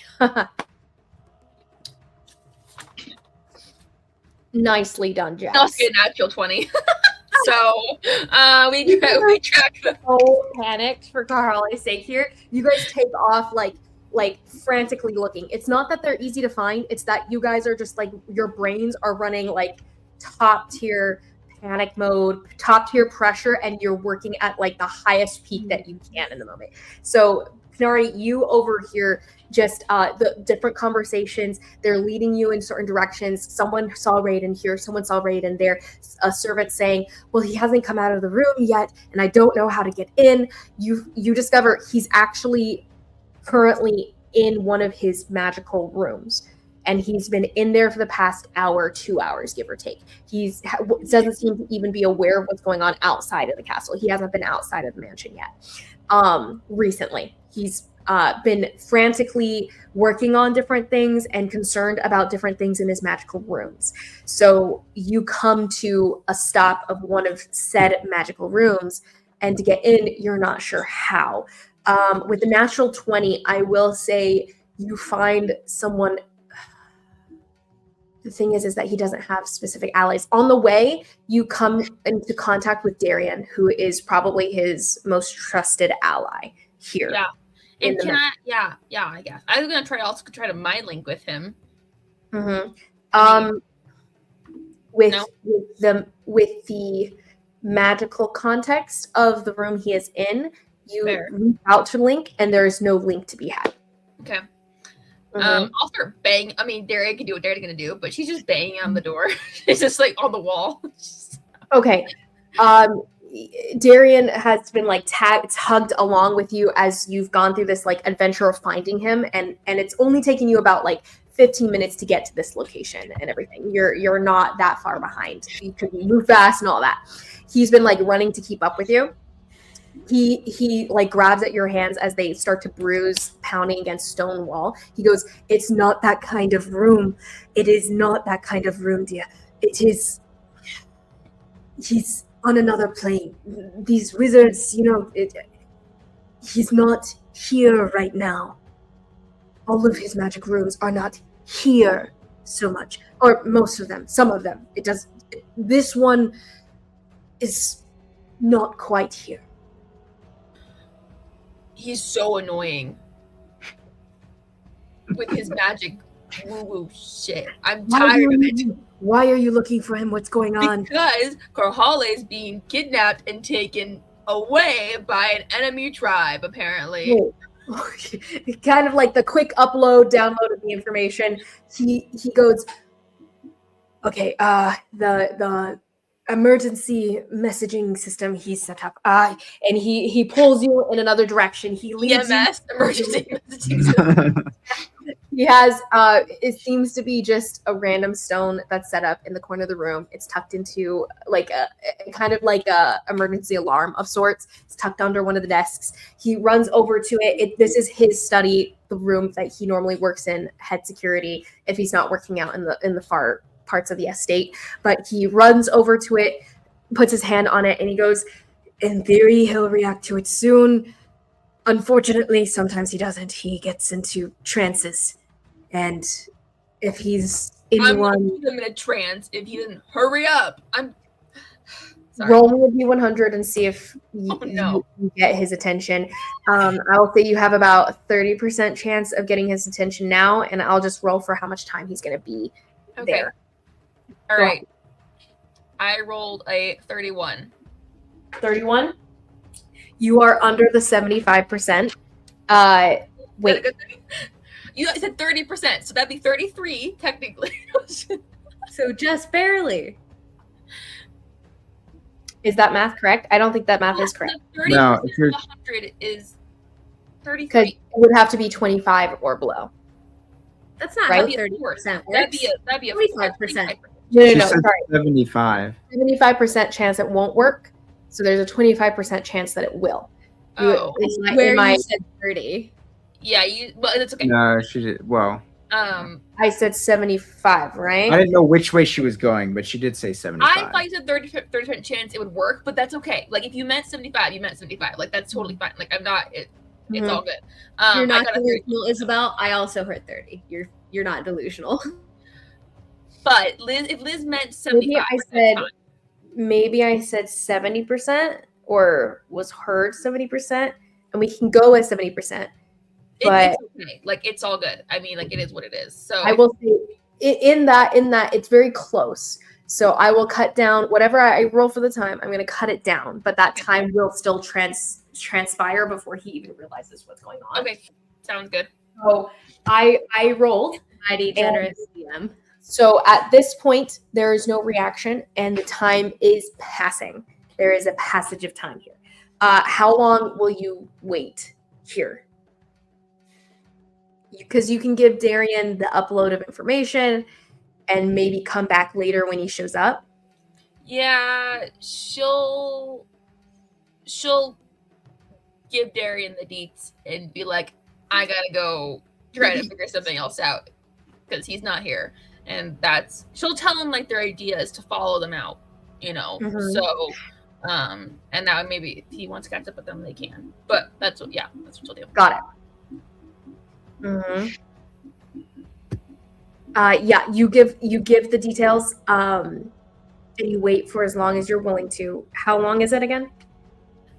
I mean, she probably wait like 15 minutes because she's just like, I don't know how quick they're leaving. So, you know, not. I will say, in 15 minutes, you start to leave, and as you're running out, like running down the hallway and everything, you hear him pop out of the door, and he goes, he responded. He calls out down the hallway, and you're like slamming on the brakes, like moving back. The amount of time was 17 minutes. Oh, so okay. like of you leaving hesitatingly, he calls you back and everything, and at the doorway that you've been drawn to and everything, you see the brick seems to be clawing, like pulling itself away and disappearing, but in the way that it sounds like the brick is pulling apart, you realize it's probably more illusory than it is realistic because it's not a part of the building itself. It's a magical room.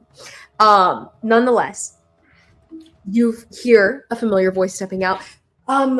You called. What exactly is going on? I told you not to disturb me unless it were a true emergency and someone's life was on the line. Girl, his life's on the line. Oh, yeah.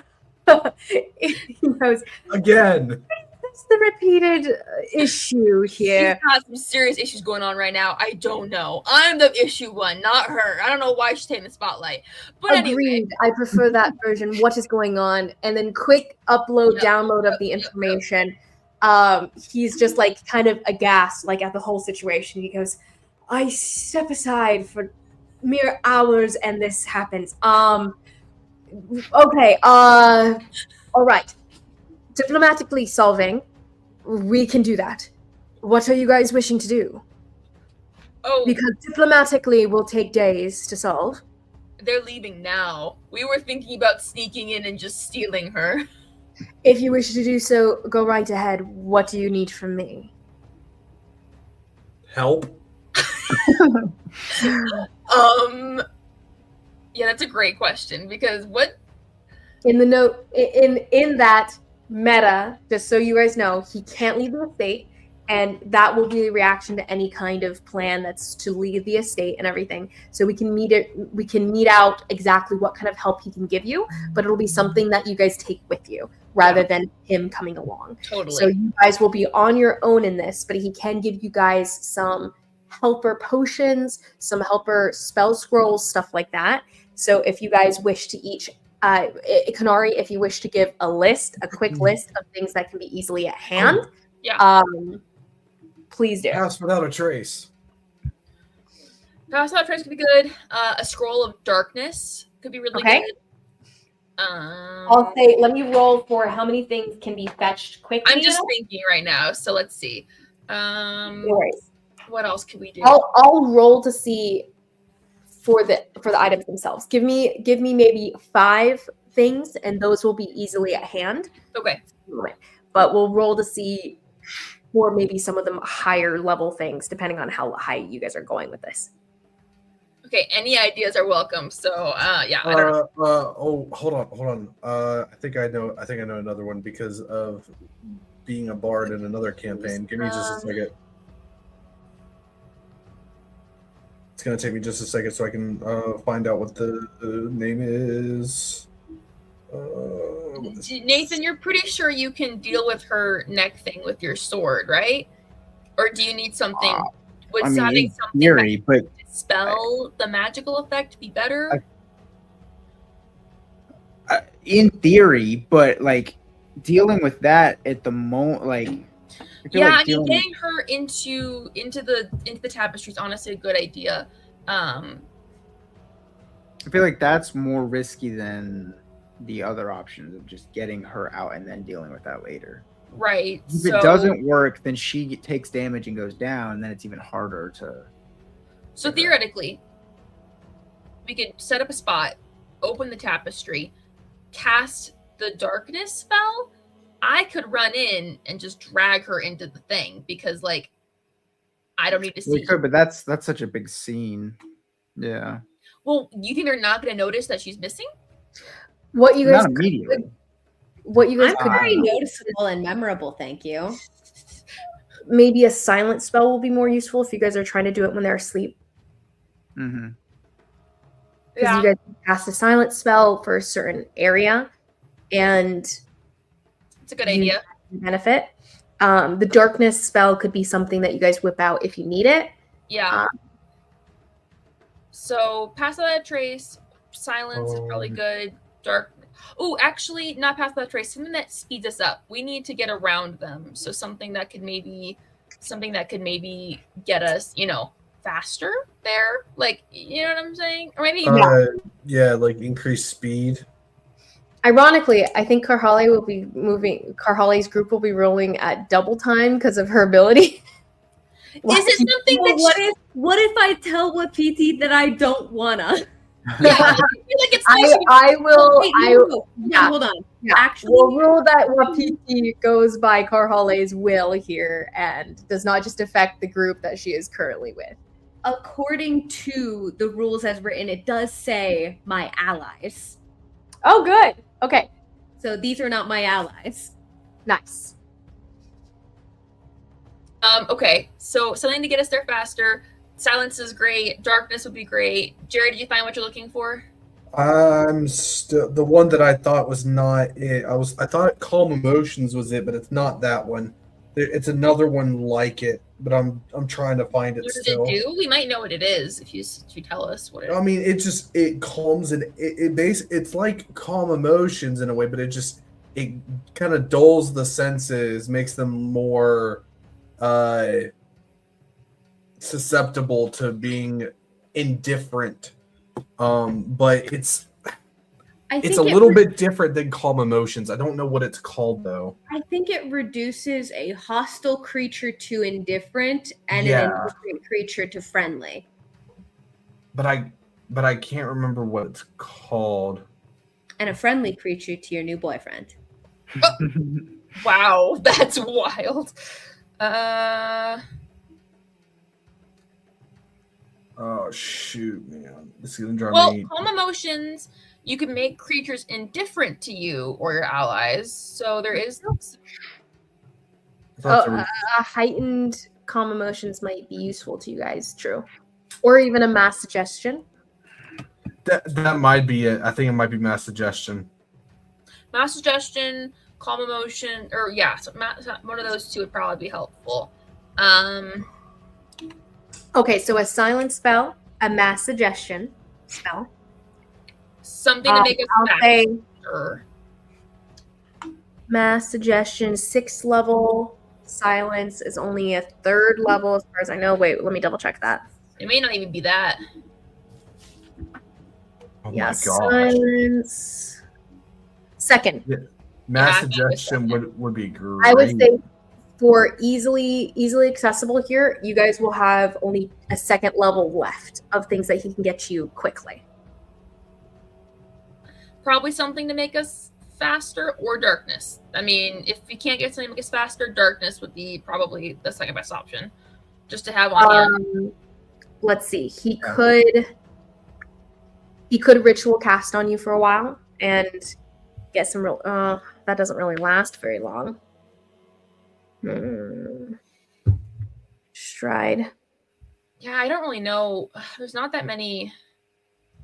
It only lasts for an hour though, Long Strider. Even if he could cast it on everyone.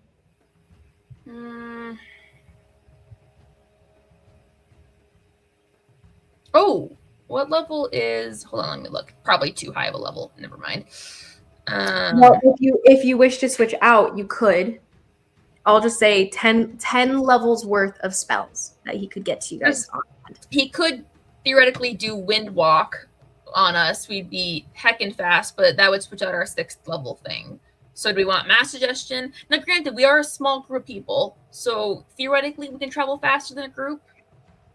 Theoretically, faster than a group of a large group of people. I don't know. Wind Walk could work. That's a 6th level transmutation spell. It is Druid though, actually. He wouldn't know that spell. Is it? Okay. Someone else might. Your mom wouldn't have this spell, unfortunately. No, I was talking about mom. Princess Athila. She wouldn't be high enough level either, unfortunately. Okay, so so probably Mass Suggestion then. I guess Darkness. I mean, anyone else have any ideas? But Mass Suggestion. What was the other one we said? Silence and Darkness. We could also do Fast Friends. Yeah, that lasts a minute though, and then they like usually that one. Fast Friends. Oh wait, am I thinking something different? Fast Friends is an hour. What's the difference between that and casting Mass Suggestion? So Mass Suggestion is for a group of people, and it's not going to be. It's basically, I think it's the doled down version of Mass Suggestion, if I'm correct. Greater invisibility. Well, yeah, we could do that. Invisibility could be cool because then we could. If we have Pass Without a Trace and then Greater Invisibility, and then Greater Invisibility, would that just stack? Well, theoretically, if you Greater Invisibility, you can't be seen unless you have. But you can be, but it only lasts for a minute. Greater Invisibility, I think, will be very useful to you, but yeah, you can be heard. But it only lasts for a minute. So Pass Without Trace would still be useful. I think if you guys push it, you guys can be faster than them. It's just going to take away from your guys. Like, it just will affect you guys in exhaustion and stuff like that. What we could do is when they get out, we could use your tsunami ball. That was good. And they won't follow us then. Rated for though, we're still stick with Mass Suggestion. I think we could stick with mass suggestion. Okay, and then we said silence. Which Pass if we without have silence, we're also silenced, which means it probably is easier for us to get away. Pass without a trace, definitely. I don't know if he can do pass without a trace. That's not a sort. Pass without a trace will be a low enough spell that he could possibly hand it off to you guys, as something he's purchased before. But in that, the only people who would be able to do that spell would be Shy with his druid. Yeah, but he could cast it on someone, couldn't he? No, he cast it and it affects the group with the Yeah. He'd be the only one who could cast it. Yeah, that's fine. We could do that one instead of darkness, and then have those 3 be our. Well, darkness doesn't move, right? It would stay on one spot. Actually, sorry, correction. The other people could try to do it, but it will be an intelligence check or fail. Oof. Oh, you have what's it called rules? He's the only one who can read druid, pretty much. You have Nathan rules in your campaign? Wait, is that not part of the normal? If you're not able to, no, it's not. I think if it's not on your spell list, you can't. If it is not a part of your class's spell Maybe I'm list, doing that because of that. unable to. In my campaign, though, my world, you can. Okay, so I was going with rules as it stands. Let's see. Could we take a quick pee break? Oh yeah, let's do that. Okay, sounds good. Planning is a great pee break time. Yes, it is. Okay, so go ahead, pee break, everyone. We'll get back here and find out what's happening next.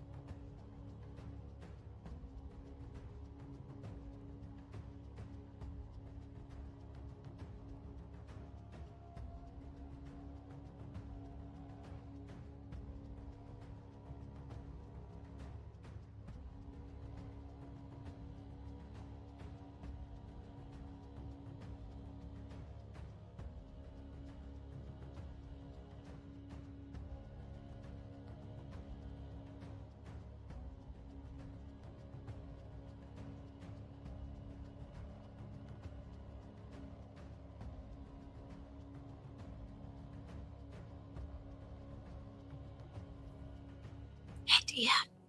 Did you see what I sent on Discord?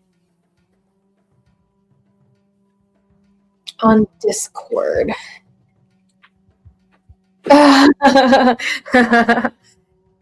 It's true. It's true. They are very excited about owning you, ma'am.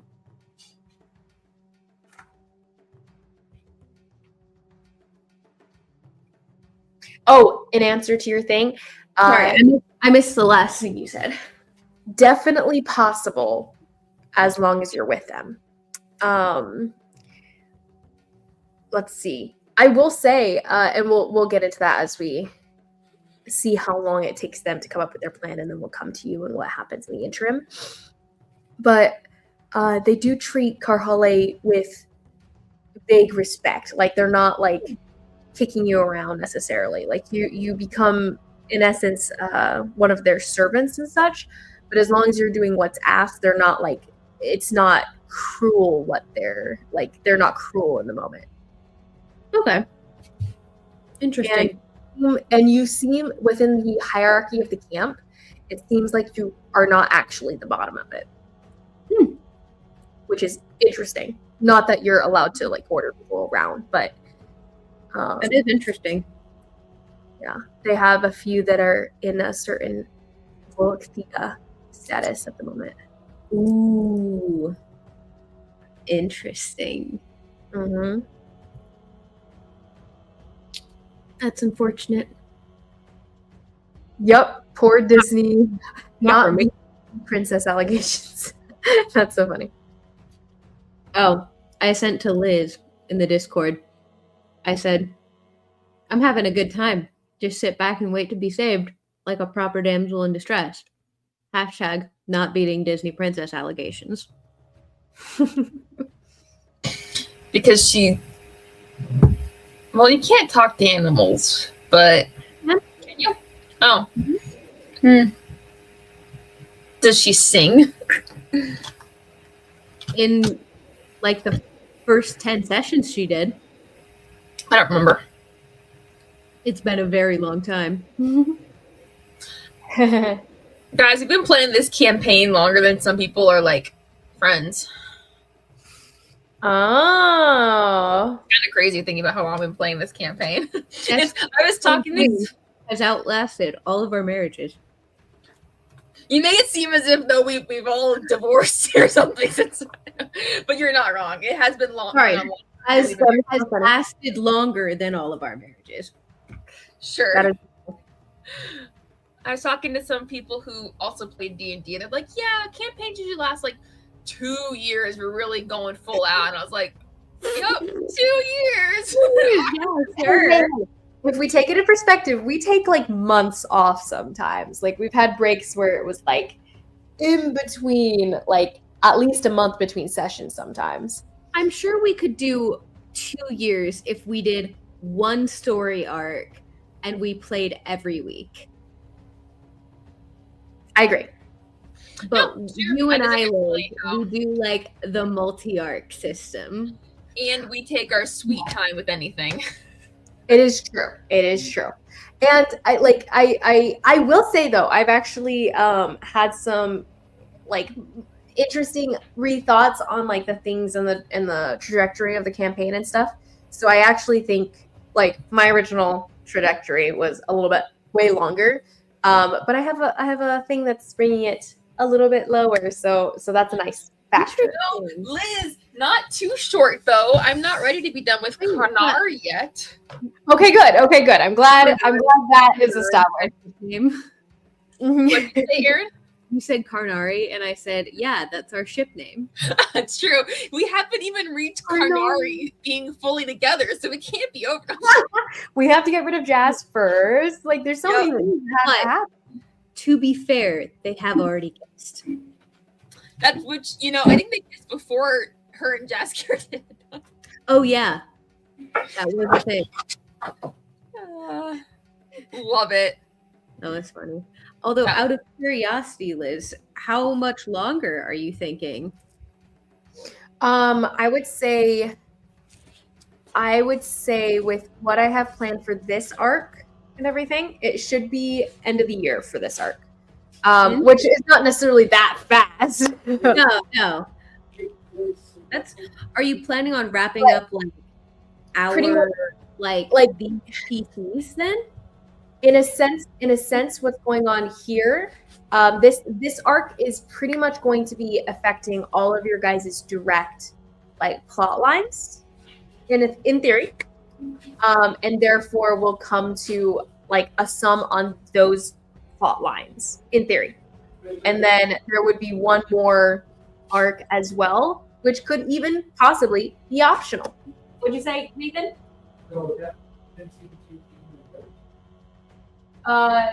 Well, no, we can slip that in where we want to slip that in. But It is not optional. It's happening. So Yeah. just get that fear your head right now. Miss No, Liz. no. Let Karhalle settle down and have her happy ending, and then let Thea go figure crap out. That I can make love Karhalle. I would say whatever you guys want to do with the characters that for an arc 3, like, I mean, well, I don't know. I might be jumping in the gun on that, but based on what I've been thinking, we'll see. I'm intrigued. I am also intrigued. I will say Kanari will not treat Thea with the same respect that she treats Karhalle. So it's gonna be Thea doesn't deserve it. that's fair. Thea has never tried to earn anyone's respect, nor does she want it. I'm just saying there'll be a lot more heads butting, I think, if Thea did end up joining the group at any point in time. There usually is anytime Thea's around. Arc 3 is for sure something that's optional for the characters. It might be you guys are directly involved, like too much, but we'll see. We'll see. He's supposed to be. Jared did say that of the two PCs, he does prefer Thea. I prefer Karhalle, but that's okay. We're entitled to our opinions. It's not my fault. I just think. Never mind. I'm gonna shut up. No, it's fine. You're allowed to have like I know Aaron loves Thea, so it's okay. You're allowed to have an opinion. Yes. I'm always choose jokingly rooting for Karhalle to die so I can play Thea.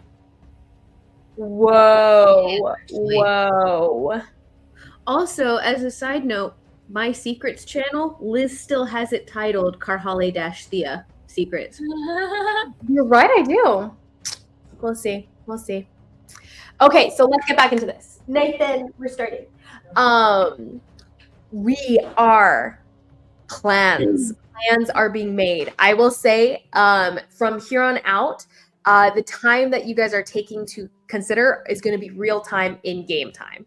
So starting from here, I'm just going to start like a timer or whatever, and we'll decide, and I'll be calculating how much time that's going to be giving them. So far, 30 minutes has transpired within game, like of Kanari like rushing over, you guys talking amongst yourselves, panicked, like her rushing off, Jaskier going to fetch at Thela, and them taking up camp, and they're currently on the way out the door. Like they are going down the mountain currently. So you guys are about 10 minutes behind starting now, and then further talk and everything will be continuing to up that time. Oh, they've already left? They've already left. Wow. It took them 15 minutes to break camp. Holy and Kanari waited 17 minutes for Rayan. And there was at least a 12-minute interim of you guys talking and her finding Rayan. Man, that's fast. Okay. Well, they break down fast. Okay. But they're not running. They're like taking off at a gait that is followable. Okay. So we have some spells. We have what? We have Mass Suggestion, Silence, and Pass Without a Trace that we have. Mm-hmm. Silence, Mass Suggestion, Pass Without a Trace, and what was the last one? I thought there was only 3 that we could have. Yeah, that actually will be the amount there. I'd like another one. Give me another. Go ahead and choose maybe 3 potions that you guys would like to use, and these would have to be in the range of uncommon to common. Oh, if you have any in mind, you don't have to go for any. It's up to you.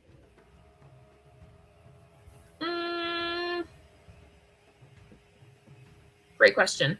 Give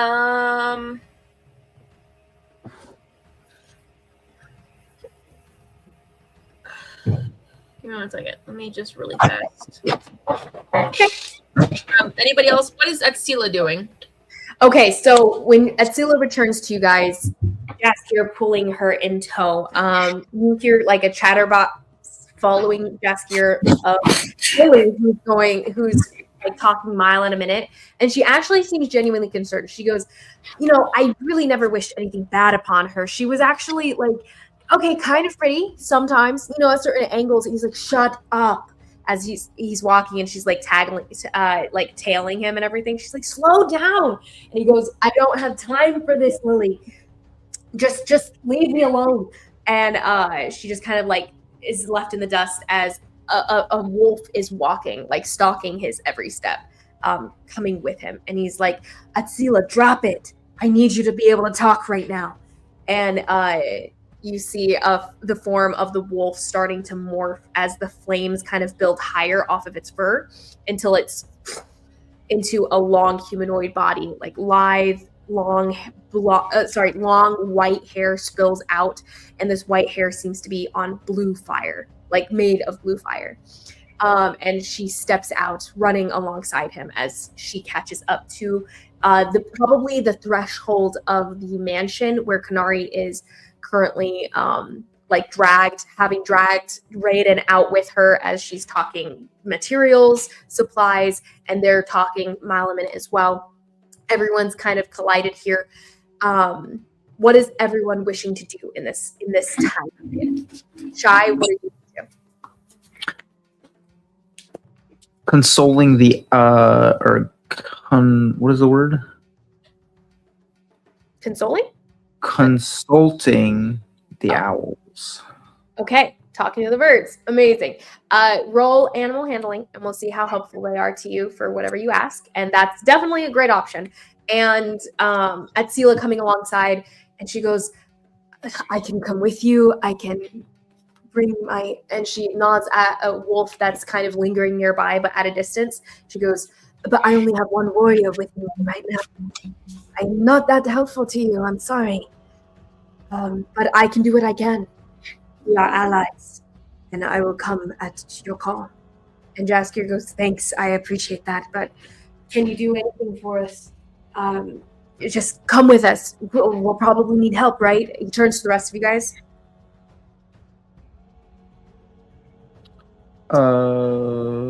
Wish me to come along. I can help. And he can as well. We did say smaller groups travel fast. We're still smaller than a tribe, though. Like, I mean, like 5 people is not going to be, Yeah. Well, you guys will travel fast with them in tow. And she even nods like, we are fast. And she goes, I can be even faster. I could go up ahead, scout for you if you wish. What's your mile though? You see like her hand shift to a bird's feathers for a couple seconds, and then she shifts back.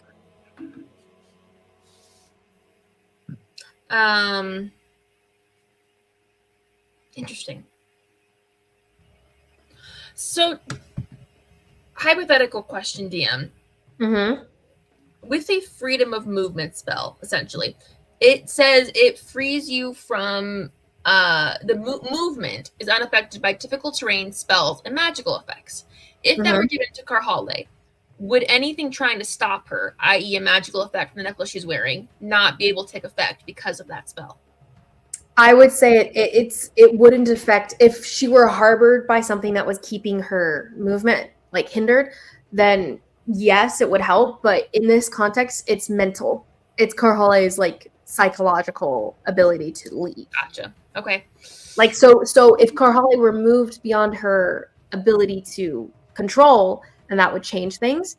based on the spell itself. Granted, you don't know. Sorry, let me not answer that question.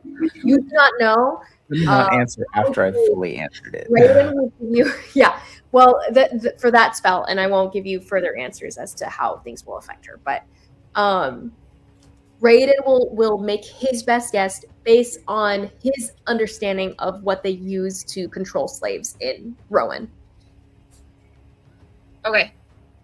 He goes, normally they brand their slaves right away, so that will probably be in Karhalle's immediate future. Oh, what voice am I using? That's Darian. Darian gave that. And he goes, yes, we know they are barbaric. Nonetheless, they are not necessarily cruel to those they find useful and those they respect. As long as they find her useful, as you say, it seems like they wanted her for some purpose. As long as that is true, they will probably not kill her outright or injure her outright until she's conducted whatever it is they needed her to do. You are muted. I muted myself. Okay, so for potions, I think a potion of greater healing or something, or healing would be great. Greater healing is uncommon, because I don't know how Karhalle's would do on hit points. Could be good. Yeah, greater healing, potion of greater healing. A potion. I think a potion of, it's called oily of slipperiness. It's also uncommon. Okay. It's freedom of movement. I think if Sprouts running with the tapestry could be useful to have. Yeah.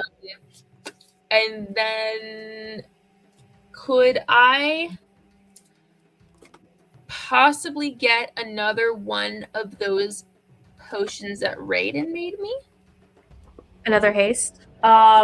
He says yes, but it will take time. It took him hours to brew this before. Okay. So it would say nope, we don't have hours. Okay. Then I'd say 2 healing potions probably, and then oil of slipperiness, just to give. Actually, potion resistance. It gives you resistance to damage for an hour, so that could be useful too. Maybe. Okay, the potion of resistance is pretty high power potion. It's uncommon. That's the list I'm looking at. So it says it's uncommon, but it's only as long as it's uncommon, I'm good with it. I thought it was rare. It's only whatever. 1 damage type, so probably like bludgeoning. That's why. Got it. Yeah. Okay, so a potion of resistance. Okay, so 1 greater healing, 1 oil of slipperiness. That can just be a throwaway one. A regular healing potion and a potion of resistance. Is that what you wish? That sounds great. Got it. That sounds great. I'm just trying to get us going because I know that the timer is actually going down. So we got potions. We'll take Itzila with us. We'll talk while we're traveling, I guess, because we have to catch up with them. Anything else the party wants to do? Everyone have their weapons? Okay. Then I think, honestly, you probably should just head out and try to find her. Okay. So are you guys good to go and plan locked in? You guys are going to be trying to circle them, correct? Like get into a position that they're going to be crossing, correct? Well, so are we hoping that they're going to be going down to sleep for the night? Is that what we're hoping? I don't think so. Liz said something about them. I don't know. That's what I was confused. You said something about them going to sleep. And I was like, oh, well, that's cool. But eventually they have to sleep, as all must. But you guys won't know how long they can last before needing to bed down. Right. So probably trying to get ahead of them and set up somewhere to ambush them, essentially.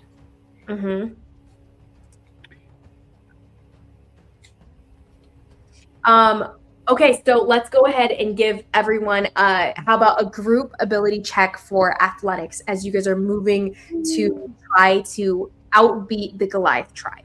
I'll set this DC at, let's say DC, group of Goliath. Athletics? DC 18 as a group check. And if more than half of you guys fail, then you guys will not be catching up for the first, hour, give or take. If I use my sword, can I use acrobatics? Well, I'm gonna say it doesn't matter for the sake of The group check. Group check. Okay. Because you're flying, it won't like you'll get ahead, and that's awesome for you, but your people will fall behind anyway. Okay. So like we can say either which way that you're moving on your sword, you're moving on the ground. It doesn't really matter in this context. Sure. Okay. So not acrobatics. Athletics check. Yes. Ooh, okay.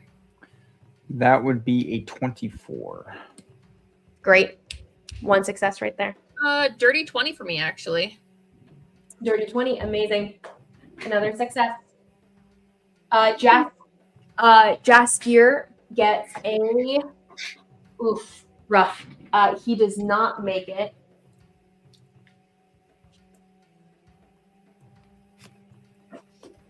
Let's see.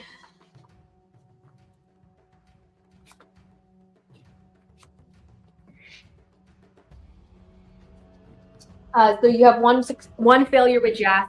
You have Miss Atsila, who gets a full success. She even has advantage in her Erd form. I think we're good then, right? That's majority. Well.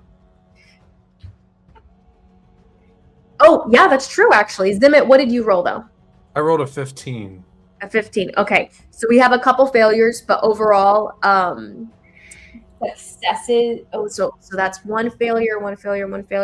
Success. Yes, you guys are good. Okay. So as you guys are moving through the woods, you guys are running. The trees are like moving past you guys, and you guys are tracking the footprints, and you guys have a general bead on their direction. I would say even Rayan gives you a general acknowledgement of where the Rowan province is and how far it is from here. At top speed, it is within a day's travel, but like literally top speed, like no breaks kind of thing. It will be very tiring to do something like that, is what he tells you guys. But seemingly that is what they're intending to do, since Vegarath wants to make it there by first light. So they seem to be going all night as fast as they can, kind of thing. So you guys are able to catch up. You guys get to a point where Kanari, with her crazy range of hearing, can hear them at a distance. What are you guys want? As you guys circle around, go ahead and give me stealth checks. As you you guys are going to try to go past them and then get into a position that you guys could cut them off.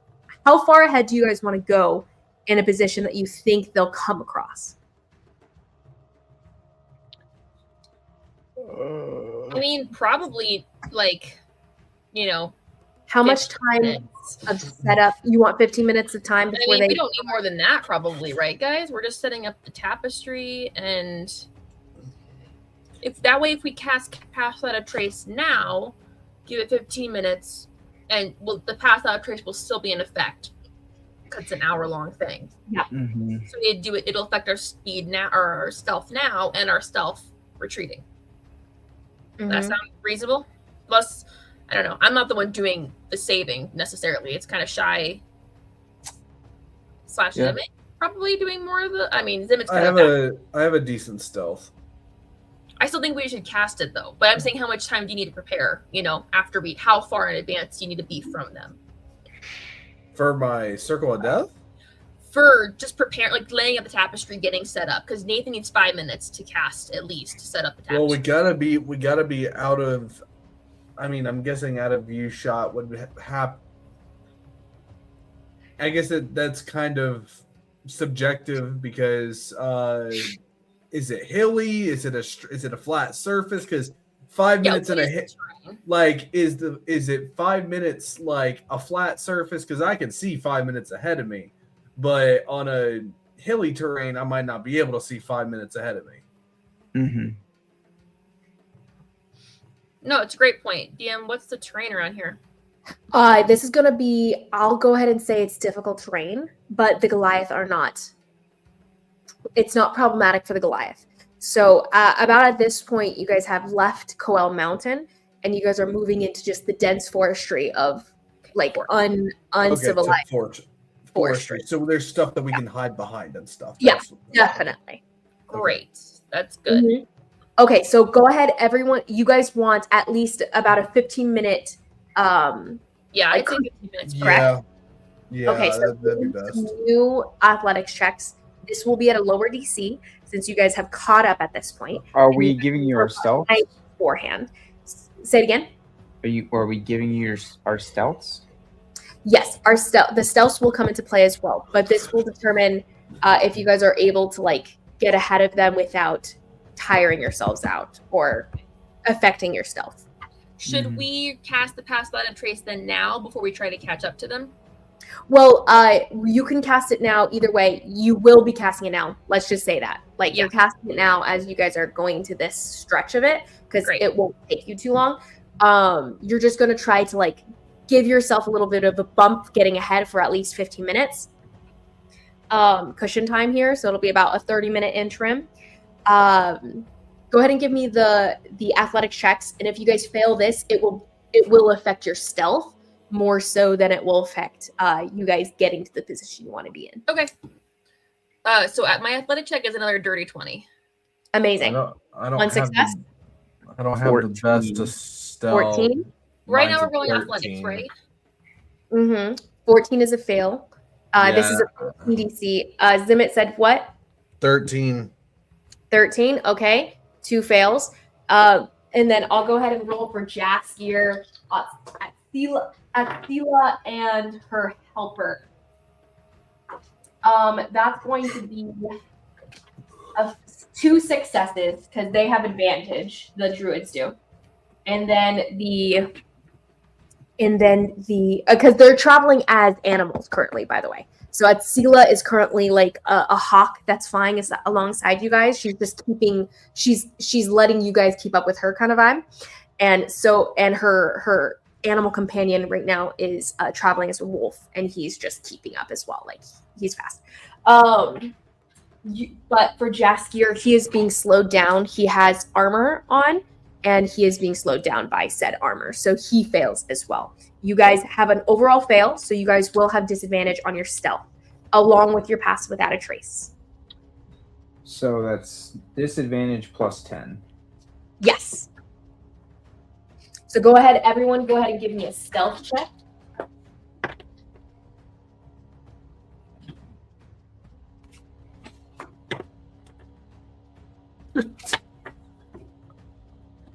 I can't catch a break. Oh Amazing. my gosh. Jaskier does get a natural 20, and then with advantage, gets a second natural 20. Oh my goodness. No way! Advantage with a second natural 20. I'm not even kidding. I rolled the first one, and I was like, oh no, he got a natural 20. That's a disadvantage, so it means nothing, and I rolled again. So I was like, Wait for me, I'm coming. Whoever is a Hades Town fan over here. yes. So that will count as 2 successes, even at disadvantage here, as Jaskier somehow doubles down and is like part of keeping everyone quiet. At one point, the wolf companion of our druid friend Atsila ends up getting into trouble with maybe a wild animal that causes a lot of noise. Jaskier is able to like kill the animal immediately, just arrow straight to the neck. So instead of this animal howling and getting into a battle ready thing that's going to attract a lot of noise and a lot of activity in the forest, instead just kills it one off. And he's like dead eye stare moving through the forest, like going. So that's Jas. Natural 20, that's 2 successes. What are your guys' rolls for your stealth? Plus pass without a trace. 17. 2, 1. Oh, 17 you say? That is great. Atsila has like 20 something. She's got a lot. So she's a success as well. That's 3 successes. Kanari? 29. 29, 4 successes. Even at disadvantage. Zimmit? I got a 20, but I'm mad because I rolled a 5. Oh, but still 20 is amazing. That is so funny.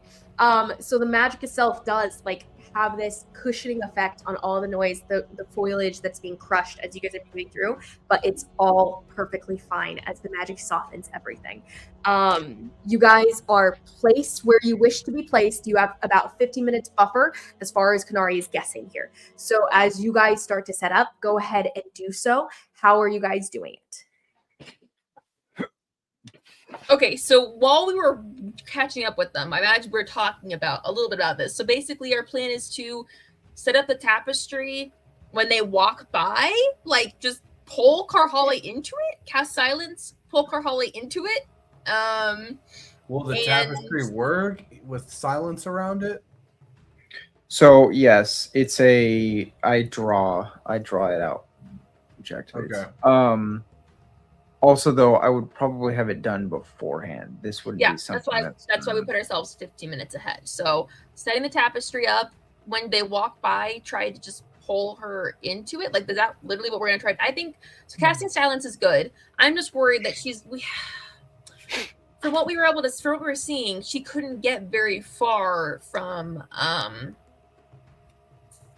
what's her name without being hurt. So she's probably gonna go unconscious, which means Shy is gonna have to drag her. Like, Shy, you're gonna have to carry her. We could have a distraction. We could have Shy. You have some animals that are your friends, right? That is true. The distraction could be nice. A distraction could be good. Atsila and her wolf friend Takano are going to be at your guys' like control as pawns here to be moved as need be. For Atsila, what she has access to are things like produce flame, shillelagh, speak with animals. Long strider is something she has access to. Side note, so she has for you guys. Cure wounds, thunder wave as a big loud thing to make a distraction. She has a wither and bloom option.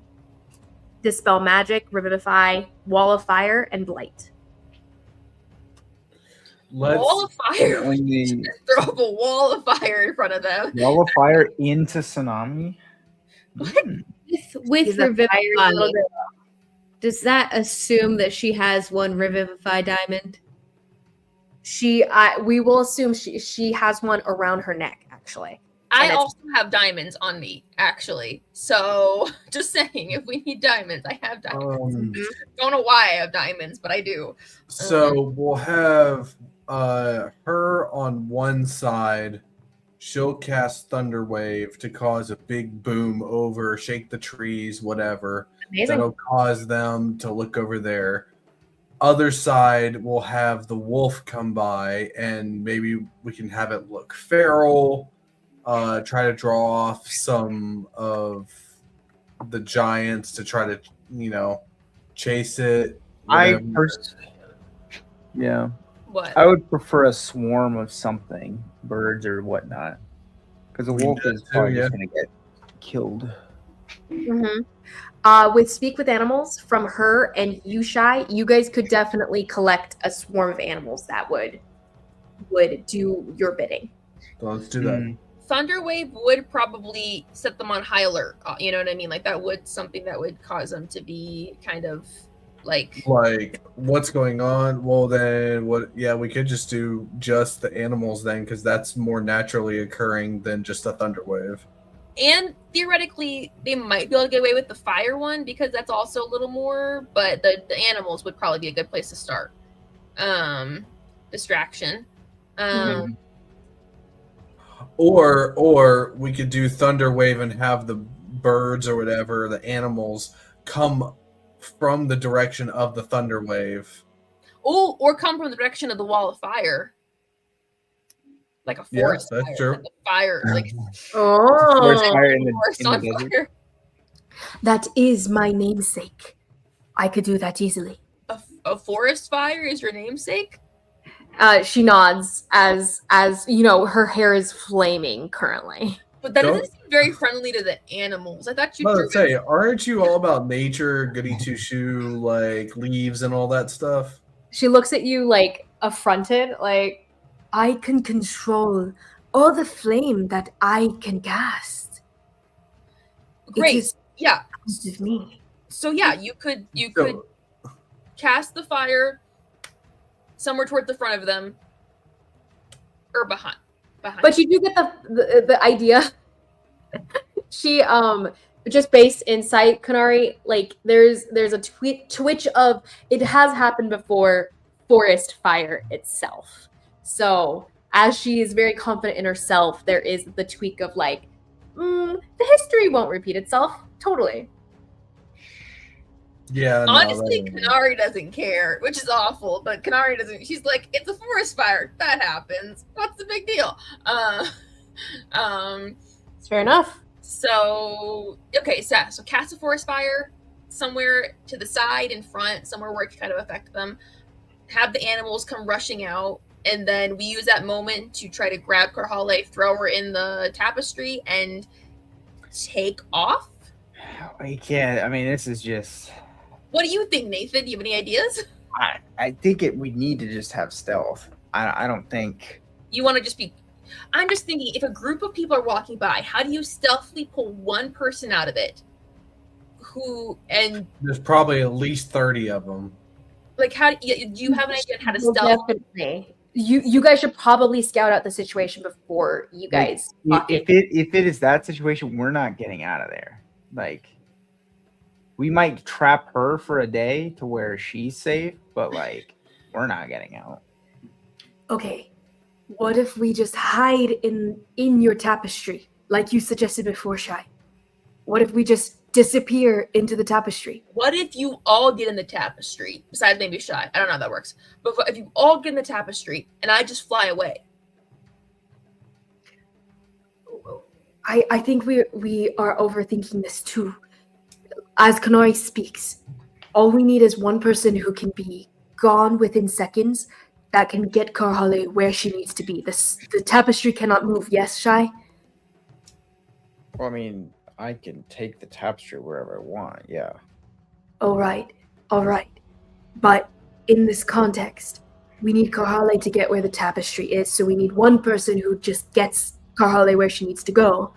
Or even maybe Karhalle can get where she needs to go herself. You can speak to her, yes? To Kanari. I mean, we have the earrings. I don't know how, the earrings are pretty far. How far do they go again? They go 300 feet. Which, isn't that far. People are pretty close. Maybe now is a good time to cast your clairvoyance spell so we can see when they're coming and what the layout looks like, Like, you know what I'm saying, Jared? No? Or you could ask Karhalle what side of the camp she's on and she could help you pinpoint clairvoyance better. Sure, but she'd only be within 300 feet, which means in like 4 rounds they'd be on us. So like that's like you know what I mean? That is like a. I thought the earring was 1,000 feet. The earring itself is 300 feet. It's the equivalent of the message spell. Or within earshot.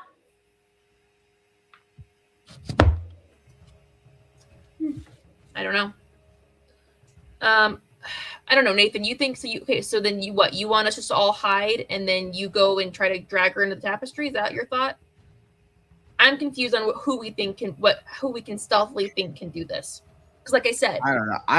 The more I'm thinking about this, the more I'm thinking like them in the spot that they are in is just not a good. Like, I'm almost feeling like we should wait until they're at their destination.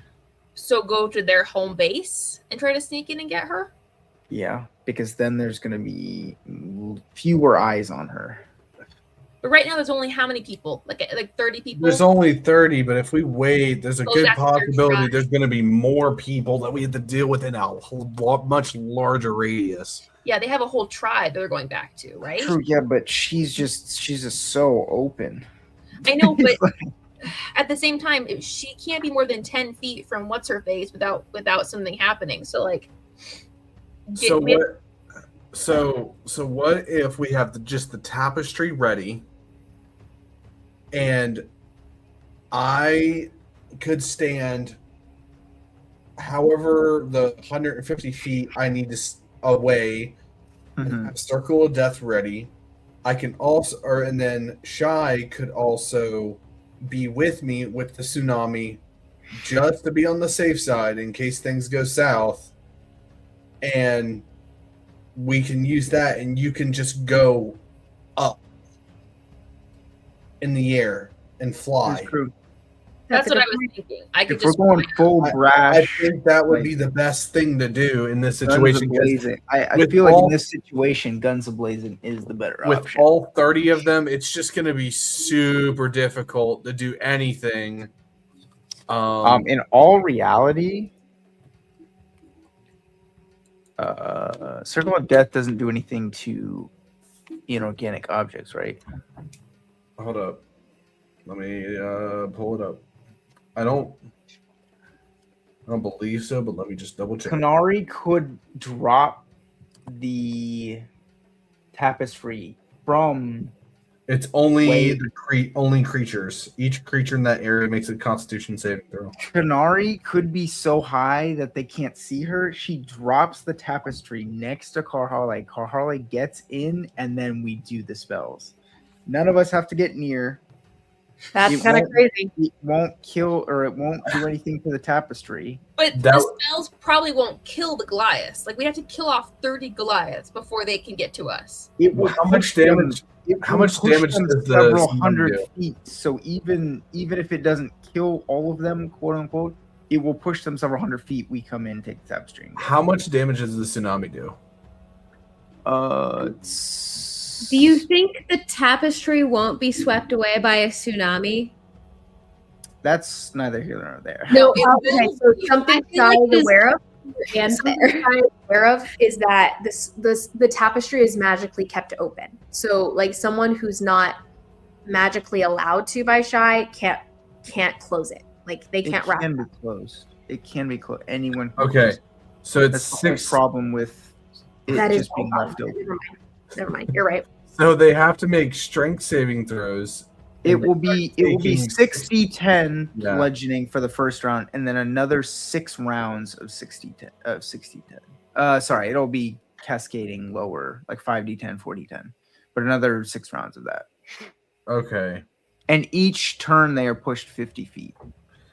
I think that's worth it to do, and we only need to do it like 30 to 40 feet high.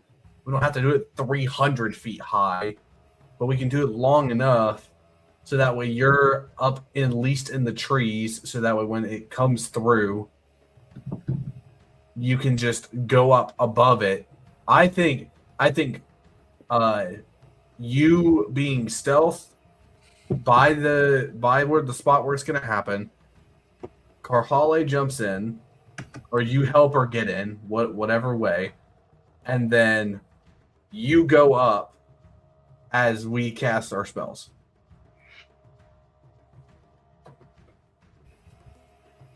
Okay, so we just moved from Nathan saying we should go stealth to now we're doing all the spells. No. I'm saying if you do the stealth, you do the stealth,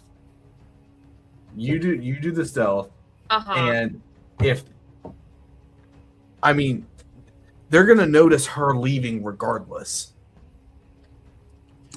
So dropping the tapestry. Karhalle gets in. You cast the tsunami. Hope it doesn't wash away the spell or the. No. I'm saying you pick it. You are already there by it. Oh, so I'm not dropping it. Going down. No. I think you're just already on the ground by it, so that way when Karhalle hopefully sees it, you can mind link with her and talk to her about that. We could have an eagle drop it, and then you be stealth nearby, and you're able to grab it. Yeah. Okay. Theoretically, that could possibly work. Because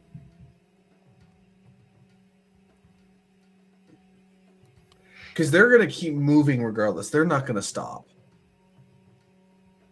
They will if they feel like they're being someone's, stealing Karhalle from them. But so set up. I don't understand. Okay. But the thing, so get something to drop the tapestry next to her, and then I'll be there to grab it. You sneak in, whatever way you want, whenever you have informed Karhalle, we drop the tapestry next to her.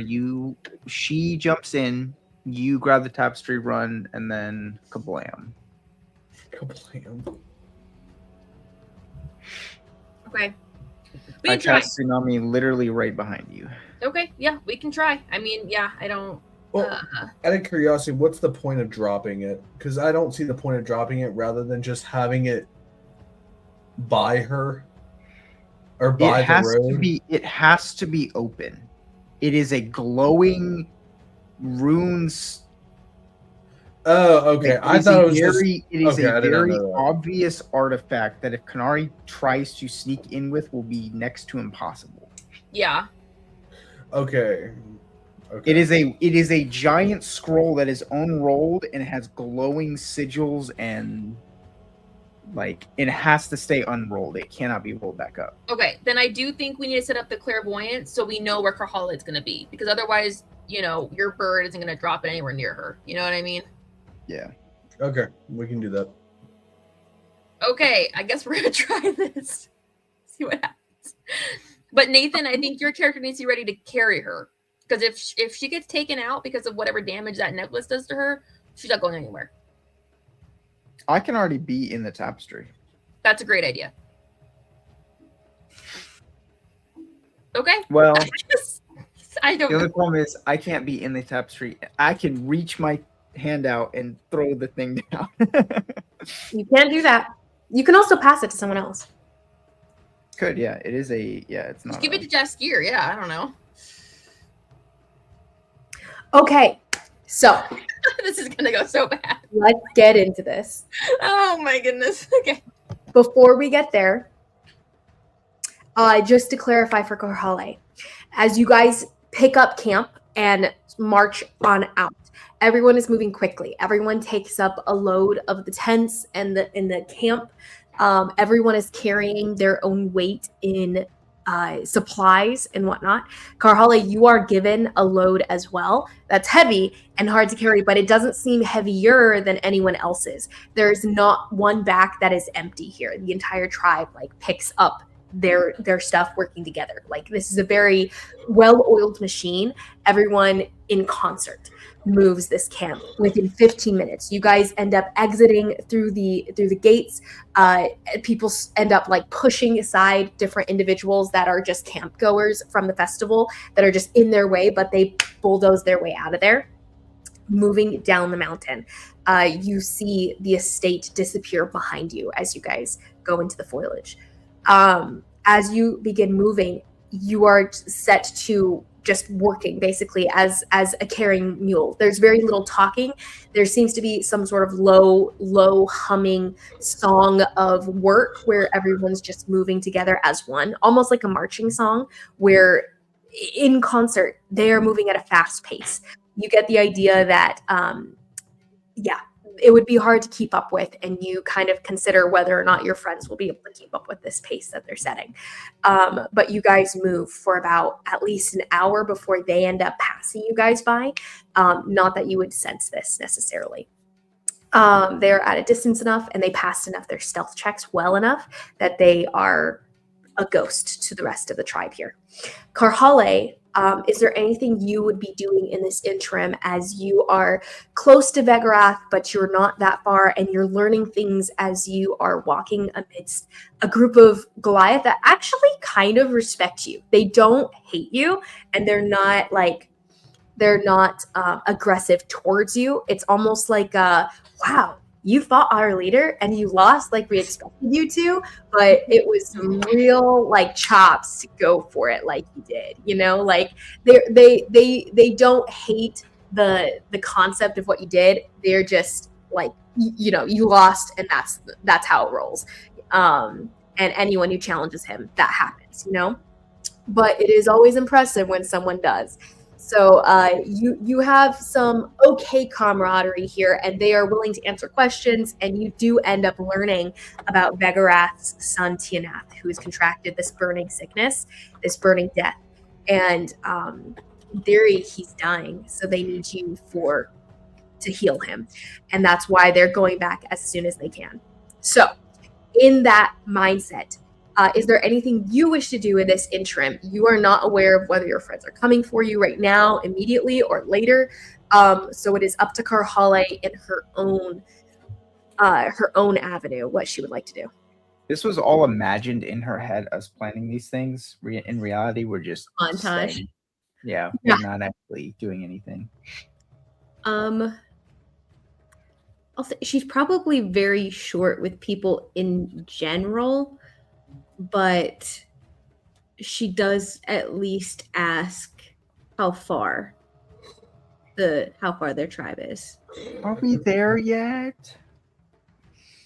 What was your question, Karhalle? How far the tribe is from here? The tribe, you get the idea as you're marching that the pace you guys are setting is hopefully to make it at first light. It depends on how the exhaustion hits you guys, because you guys are kind of going full tilt. Mm-hmm. Okay. Only within the first couple hours of like going and everything, so you haven't really made that much headway just yet. Yeah, I'm definitely not going to. Curiosity for Karhalle to know. Does she know of / possibly have the recipe for the cure for the burning death? I would say you don't. I don't think. Let's go ahead and give it a roll, but I would say disadvantage on this roll. So go ahead and give me a nature check with disadvantage. Could I have medicine? Yes, that would totally be medicine. So medicine check with disadvantage, and just keep in mind that it really is something that they thought was gone. So there would have been no reason for you to learn the cure for this context. Would I'll roll. I was hoping to at least know what the main ingredient is. You will, this roll could definitely tell you the main ingredient, if not the exact. That would be a dirty 20 at disadvantage. Really? Amazing. Okay, so with a dirty 20 at 21. A 21 at disadvantage. Okay, so you are vaguely familiar with the general ingredients. You do not know the exact concoction because it's not something that your mother would have written down. It's something that she would have figured out on her own. And she would have told you the ingredients probably in a story of how she came to figure out the cure long ago. But the key ingredient is ivory avens, actually. And the memory itself strikes up the accord of the fact that that's the specific kind of flower that Jaskier needed for his pretty much what Jaskier needed to help cure the rot itself as well. Interesting. Either the burning sickness is the same as the blight, or he doesn't have burning sickness and he has the blight, and they just think he has burning sickness. I'm betting my money on it right now. Interesting.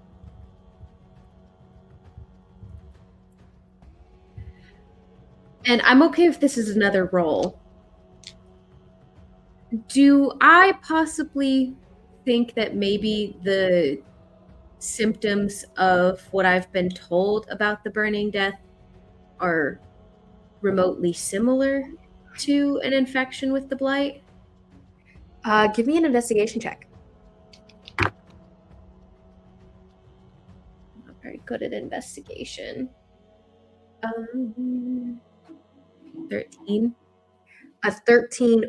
You do not consider that as a possibility, pretty much. It's so separate in your brain that you don't even you couldn't make those parallels because you're not familiar with how the symptoms are for the rot infection so far. All you know is the brief experience you've had with it, which wasn't very lasting. And the symptoms that you've heard of were sporadic and dramatically differing, since it was all from kids' memories. For the people that would talk about it, the adults would never talk about it. It was just such a traumatizing event. But the kids would be like, oh, I think it was like this, and I think this would happen. Sometimes they were coughing. Sometimes they were just like overheating, like all these things just coinciding to be not enough hard information for you to make that jump. Okay. Okay. Yeah, I don't think after like an hour, I don't think she would have really interacted with anyone unless forced interaction upon her. Most likely not, just because they're very focused on like one goal. You are given 3 orders, however. Order 1. Obey the direction of the Goliath that are set beside you. And so you have 2 that are bracketing you, and they seem to be, in essence, your gatekeepers, your prison guards. But you're not in prison, of course. You're just kind of at the center of the crowd of Goliath that are moving towards home. Order number 2. Order number 2, do not run away. Do not try to escape. The order and the spirit of the order is clearly there. Order number 3.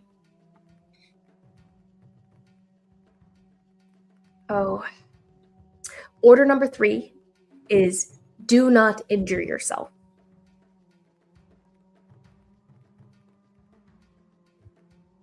Okay.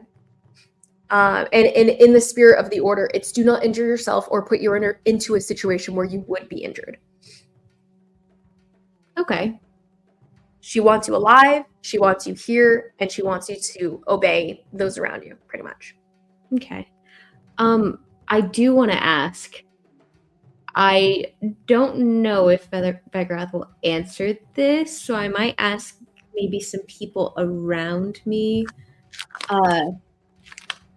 how they heard about the panther. Simple. Or oral storytelling. Things travel across the mountains. There's travelers that go across the mountains from different tribes. Like there's old ancestry that connects the northern and the southern. That separation is more or less recent. So there's some level of connection, whether through trade or whether through the raids that were conducted upon the northern tribes. And they tell you about the raids from the southern tribes. You do learn on that question.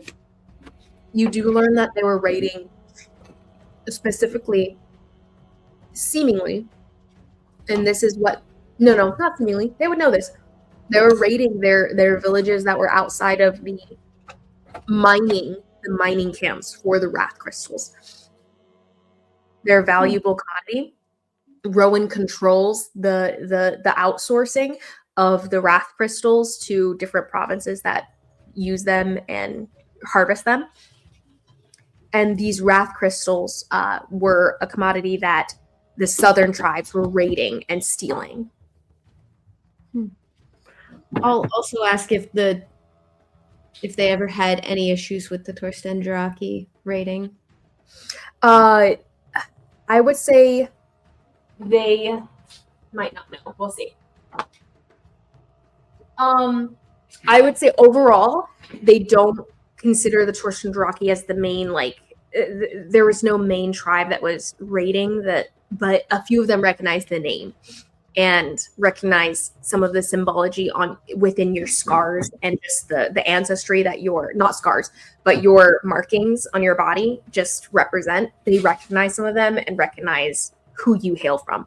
So you get the idea that yes, the Torstendraki are a part of that. You do recall that Hakon was part of leading groups of the Telai tribes that had come up here.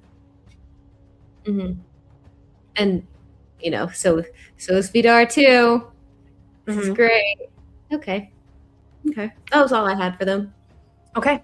So with that, you guys do come to collide within these moments. So the plan as it's played out, where are we putting everything? Who is going to give me the locked in locations of everything as it's placed? And keep in mind, you have NPCs, one low-level druid, higher-level druid, and a fighter. Zimmit's our man in the chair. Zimmit, are you casting clairvoyance? Ways back so we can get an idea of the layout of the group that's going to come by? Yeah, that was the point. Great. Okay. Visual or hearing? Visual. Okay.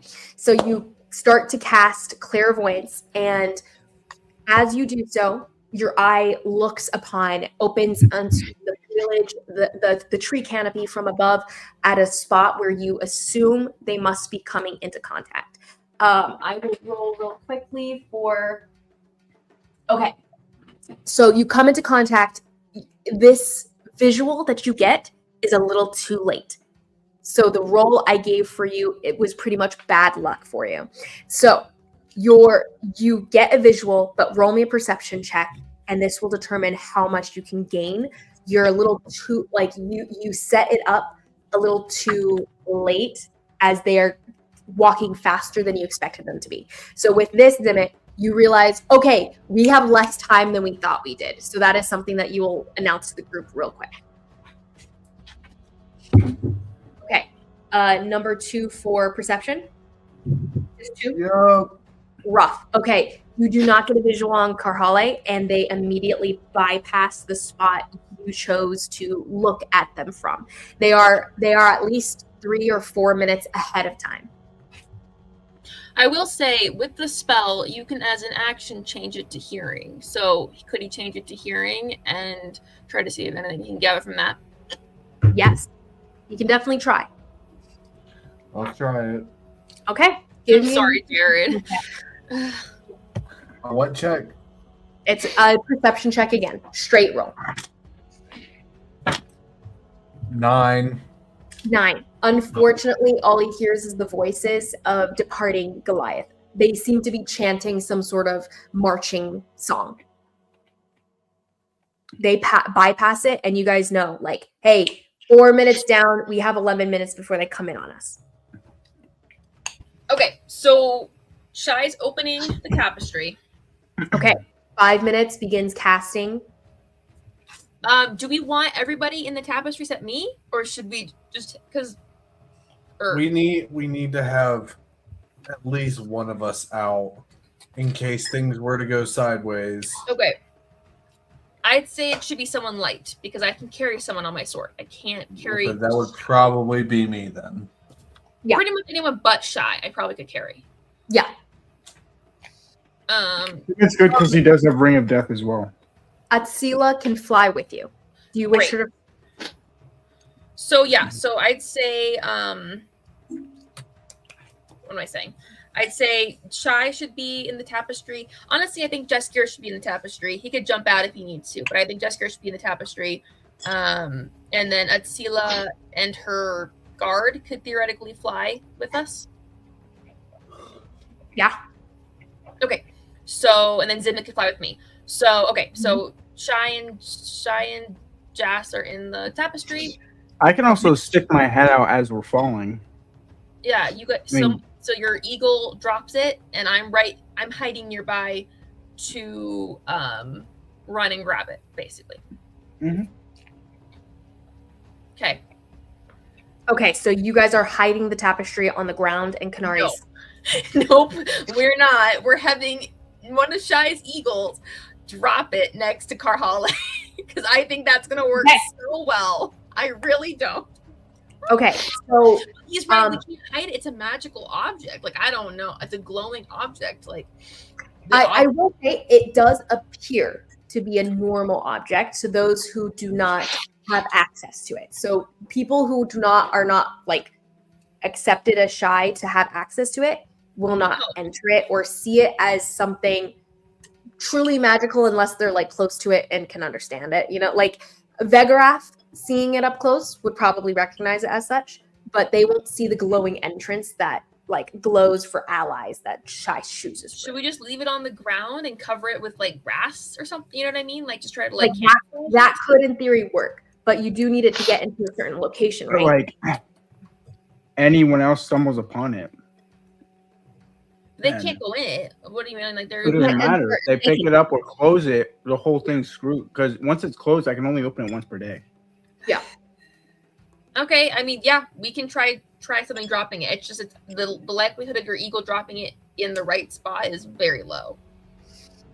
Well, we'll see. I will say you should use Atsila as one of the birds that's helping carry this.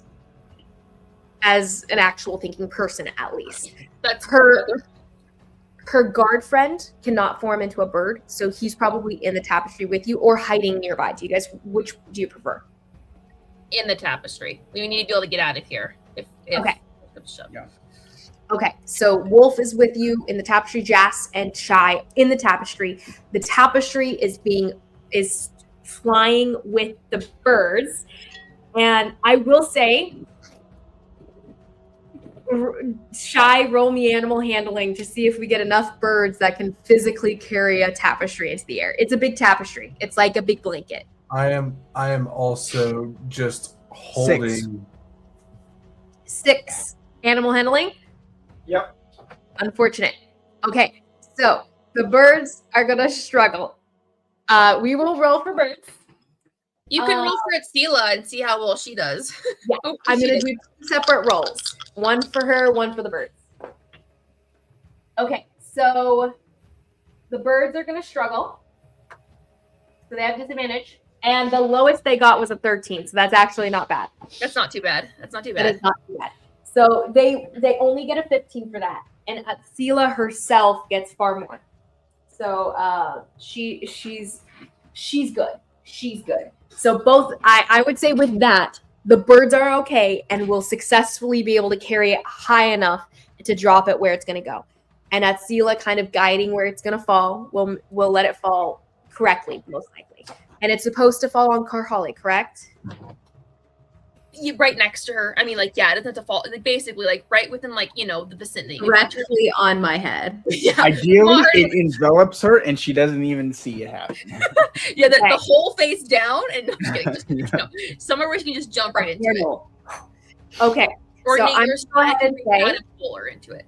it does still need a roll to see how well it lands. So we'll say this is just a luck roll with advantage because the birds and Atsila are going to be controlling it, and they're relatively Shy is very lucky. So into the air. So for one, I'm going to have Karhalle roll for luck. Go ahead, Aaron. Give me just a D20 roll and tell me what it is, and we'll see. Shouldn't it be a D100 so that she can get 100 on it? I will say, let's do D100. That's true. I'll say you have an 80% chance of getting it. Okay, should I do the purple and green ones? Or should I So do does the that ones mean with angry numbers? So does that mean she just has to get a 20 or above? I'll let you know. Purple and green. Purple and green? Okay. Got a 20. Wait, you have advantage. Oh. Advantage? Okay. Yeah. Advantage with whatever. On a D100. With a 20, just a straight 20. And Yeah.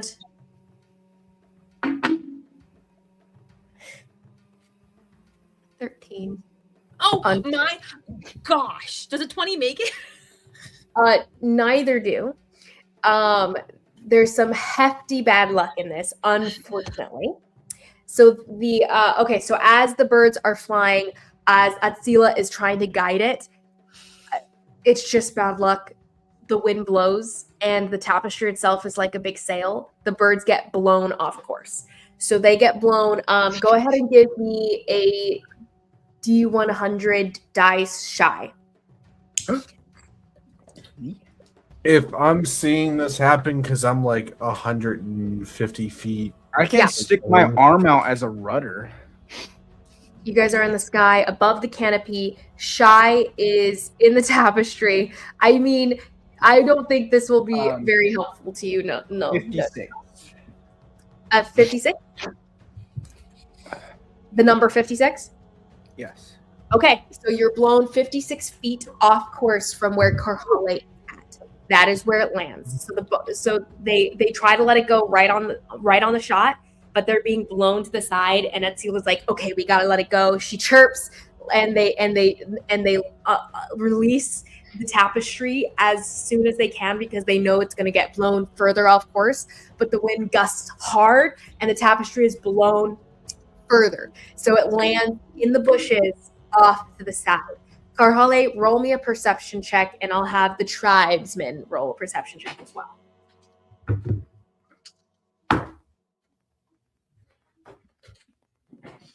Who cursed me? Who cursed me and my dice? To be fair, DM, I was going to my link with her and tell her, or use the Okay. earring. Talk about the earring. You can do so right now. This is Okay. all happening in real time. So that you guys see it falling.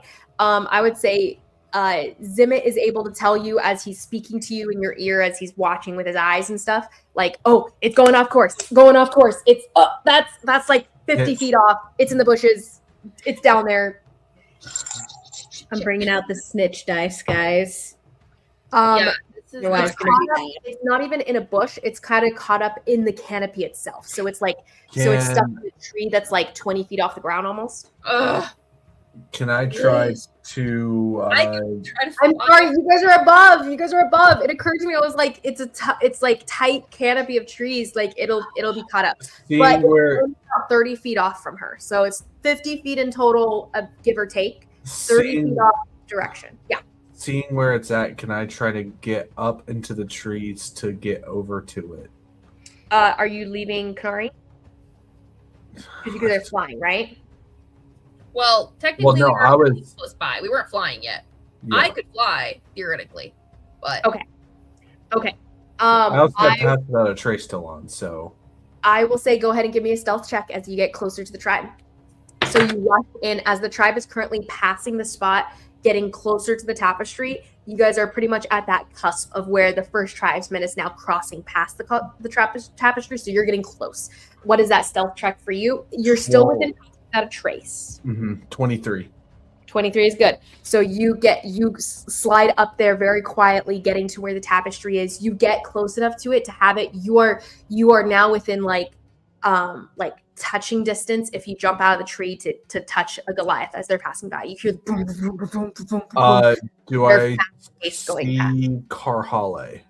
I would say roll a perception check to see how quick where she's at and how close they are to you and getting past you and whatnot before you see her. You do go ahead. What's your perception check? 16. 16. Okay. First thing, you do lock eyes on Karhalle. She's pretty much right at the center of the whole tribe. You also lock eyes with Vegrath, who is staring right at you. Correction. Sorry. She didn't roll high enough to steer right at you. You're cut up by the trees, and the magic of your spell is like shrouding you by the leaves, the foliage, and the shadows. She's staring right at the tapestry. You start for a second because you think she's looking in your eyes, but it's just because you're right next to the tapestry. She sees it, and her eyes are like suspiciously like surprised. Like she has no context for what this is. But she saw this tapestry fall from the sky into the trees. You see her like bumping a Goliath next to her and like pointing in the direction of the tapestry to go fetch it. Am I within 30 feet of Karhalle at this point? No, you are probably about 60 feet off. She's getting closer though. Okay. Can I wait till she's at 30 feet before they get to me? Okay, so she's going to be crossing right in front of you. You can definitely time it to where she's Okay. right in front of you. You're in a tree. You're looking at her as they're coming up from behind. And as she comes into that space right in front of you, you can cast it. So I'm gonna talk with her telepathically. Okay. And basically give her like, hold on. I'm trying to get this right. You're 90 degrees and up. Watch out. I'm coming to Karhalle. You can just talk to her, by the way. You're not limited, I don't think, with your telepathy. Wait, what? Kanari, did you mind link me and you?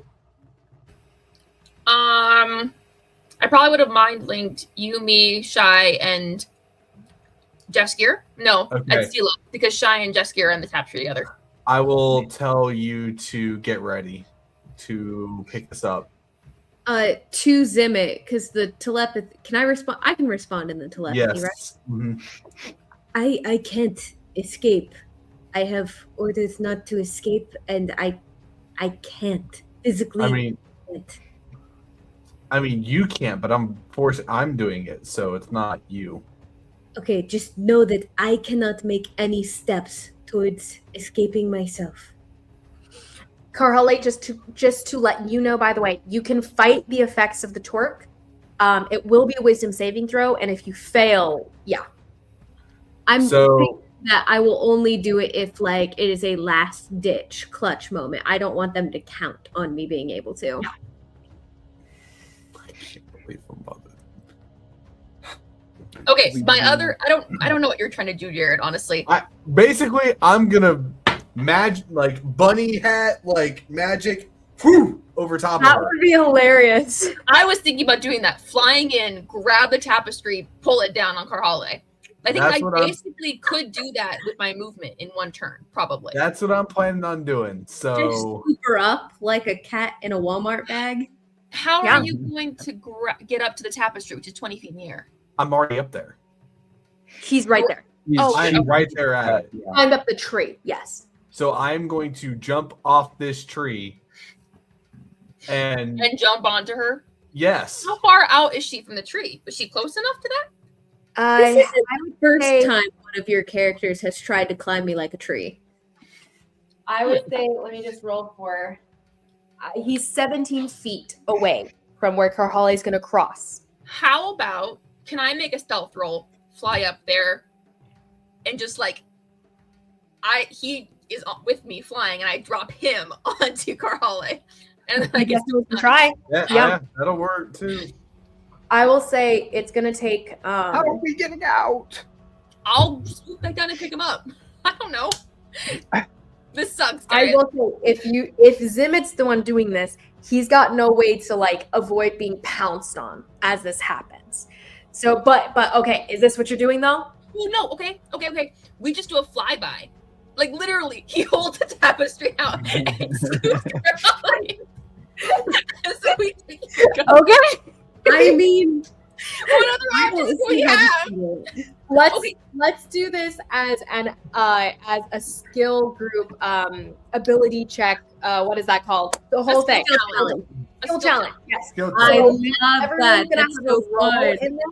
We'll see how it goes. We'll go 3 failures and you're out. 3 strikes and you're out. You guys need 4 successes amidst all the people that are going to help this happen. Actually, we'll just go even. 3 and 3. 3 successes, 3 failures, because there's only a few of you guys outside. Jared, I think you should have mass suggestion ready to go in your back pocket in case. Then you can mass suggest them to let us go, and we try to fly off. No. I'll do that before we go up to her. You're gonna cast a spell while we're flying, while holding the tapestry. No.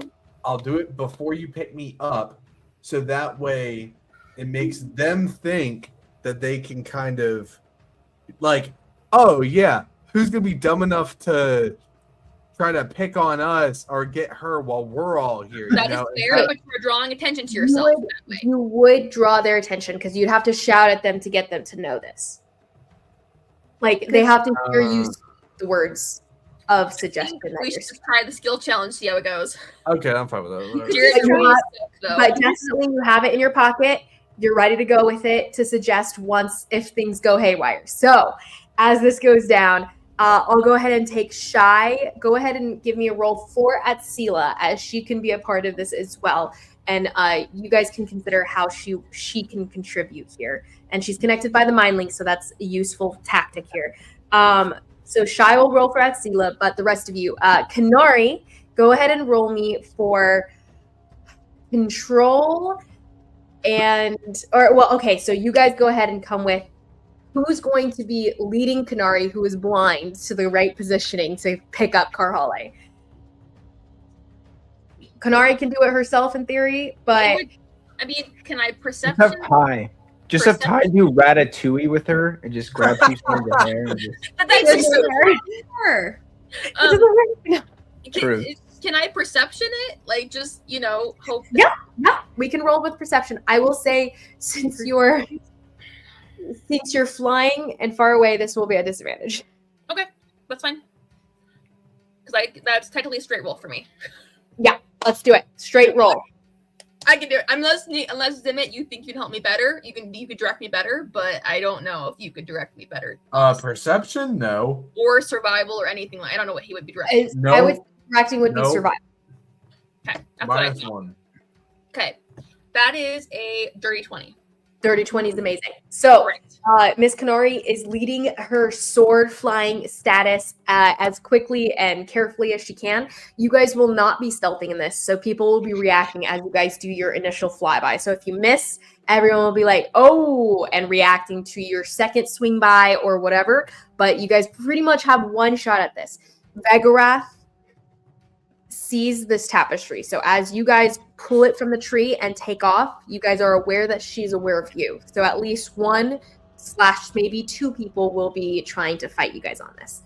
So that as it stands, Kanari is 1 success. Zimmit, what are you doing to help? All right. So.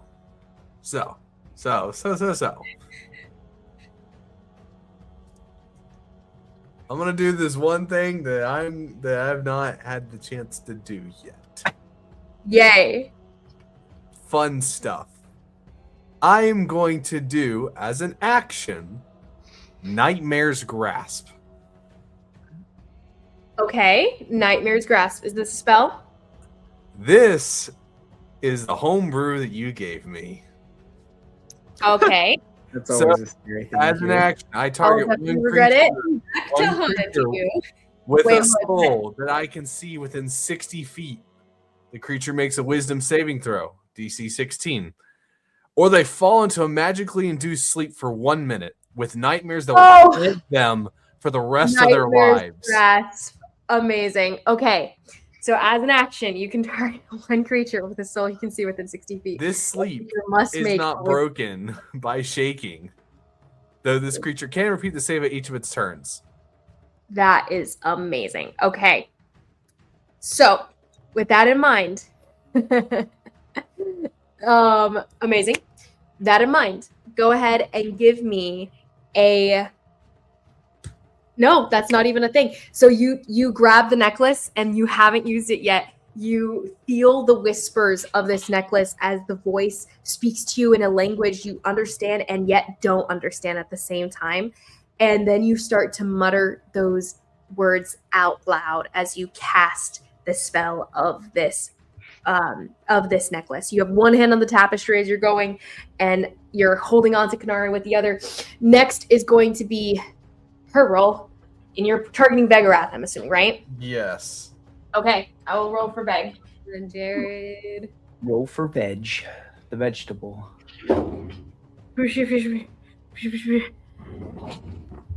That's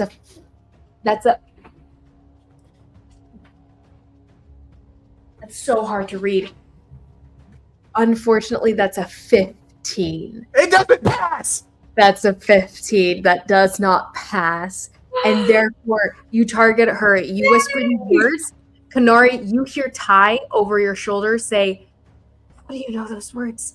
And then Vegarath collapses down to the ground, unconscious. Jared, stealing my artifact. No, I'm just kidding. You're within 60 feet. She couldn't necessarily fully hear you, So cool. but her ears could barely hear enough for the magic to take hold and to grasp onto her. And her eyes roll back in her head, and you see this giant Goliath woman slam into the ground next to Karhalle. Karhalle, you see her slam into the ground next to you, and as you're marching, you feel that tug that stops you from moving, and you get stuck where you're at. But it is where they are swinging down to get you. So with that, I would say go ahead and roll me. I would say that was kind of like given to me as a roll that became a success. So we'll say that's a success as well. being I failed that roll, and therefore second success. Next person, what are you guys doing to help get this? I guess that's Atsila. What do you wish Atsila to be doing to help get this to happen? I am hoping that she's been dieting like she's supposed to be. And for the past 3 months, she's lost enough weight that now they're faster on their sword. What did I just hear? I'm sorry. Hold on. Atsila is not on my sword. I'm confused. Wait, she's not? I thought she was No, with. she's fine. She's a little bird. She's a little bird. Oh, that's right. It does not have to be Atsila. If you guys wish, it can be Ty. If you guys can think of a use that Ty can be in this. Ty's been dieting. Ty doesn't have any physical mass.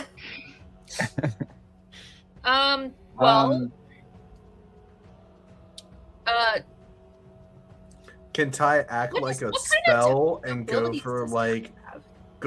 through the people to act like she's doing something to them? I mean, she could cast some sort of illusory effect.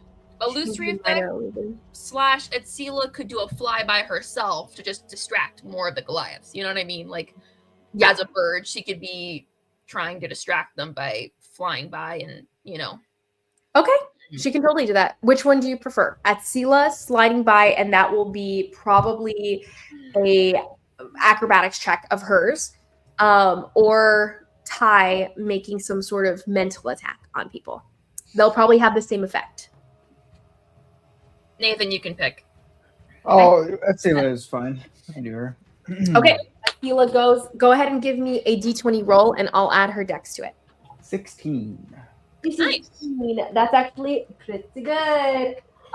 She's got a +3, so that's going to be a 19, and that does pass. So she swings by, and she's like clawing at different heads and stuff as she flies by, and some of them are just like bird, bird, as it happens, coinciding with Vegrath collapsing to the ground, but it's just a normal, natural bird within the forest. So no one's surprised or concerned by the bird itself. But as they see you guys pop in from the sky and scoop up Karhalle, you turn around right as Vegrath is collapsing down, and then you turn, hearing the sound of a bird cawing next to you as it claws at some eyes as it's flying by. And you see Thavanoth up ahead lock eyes with you, and then see his wife, and he starts to move in your direction, and then immediately you hear the sound of like rushing wind as Kanari and Zimmit fly down from above and scoop you up from with the tapestry, and you're immediately enveloped into purplish, pinkish, bluish, like rainbow magical colors that you're familiar with as the tapestry's portal. I'm thinking it was something like Kanari was holding my legs while I'm upside down, and I'm just like carrying this big blanket, and yes, she turns and it just sees Zimmit's face, and it's like, yeah, and it really feels like a magical blanket as it lays on top of an object, and then the object just disappears from within. Yes. And all the Goliaths are like, whoa, as they get like thrown off and thrown back. They all like look at you guys just askance in that moment. Vegrath is unconscious. Thavanoth doesn't even like look at you guys. He rushes towards his mate, and cute. Stop making me like them. Comes to her side, but the rest of you guys are flying off into the sky as we speak. And with that, I believe that was solved. Actually, Kanari, as we start taking up into the sky, Kanari's like, it's a good thing we eat death for breakfast to Bagroth's unconscious body. Not that she's going to hear her, but because she coming here. Zimmit's like, yeah, I might have given her something that she will wake up with nightmares for the rest of her life, so... She'll be all right, though. She'll be all right. Where do you guys go from here? Kanari, where do you fly, the two of you? Keep in mind, the Goliaths know where you guys are going, at least in theory, if you return to the castle. I'll take them to my cave. Oh, okay. So you fly back. It takes only probably less than an hour to get you back to where you had been based on ground versus flight travel. But you fly back, no trouble. You have Karhalle in hand.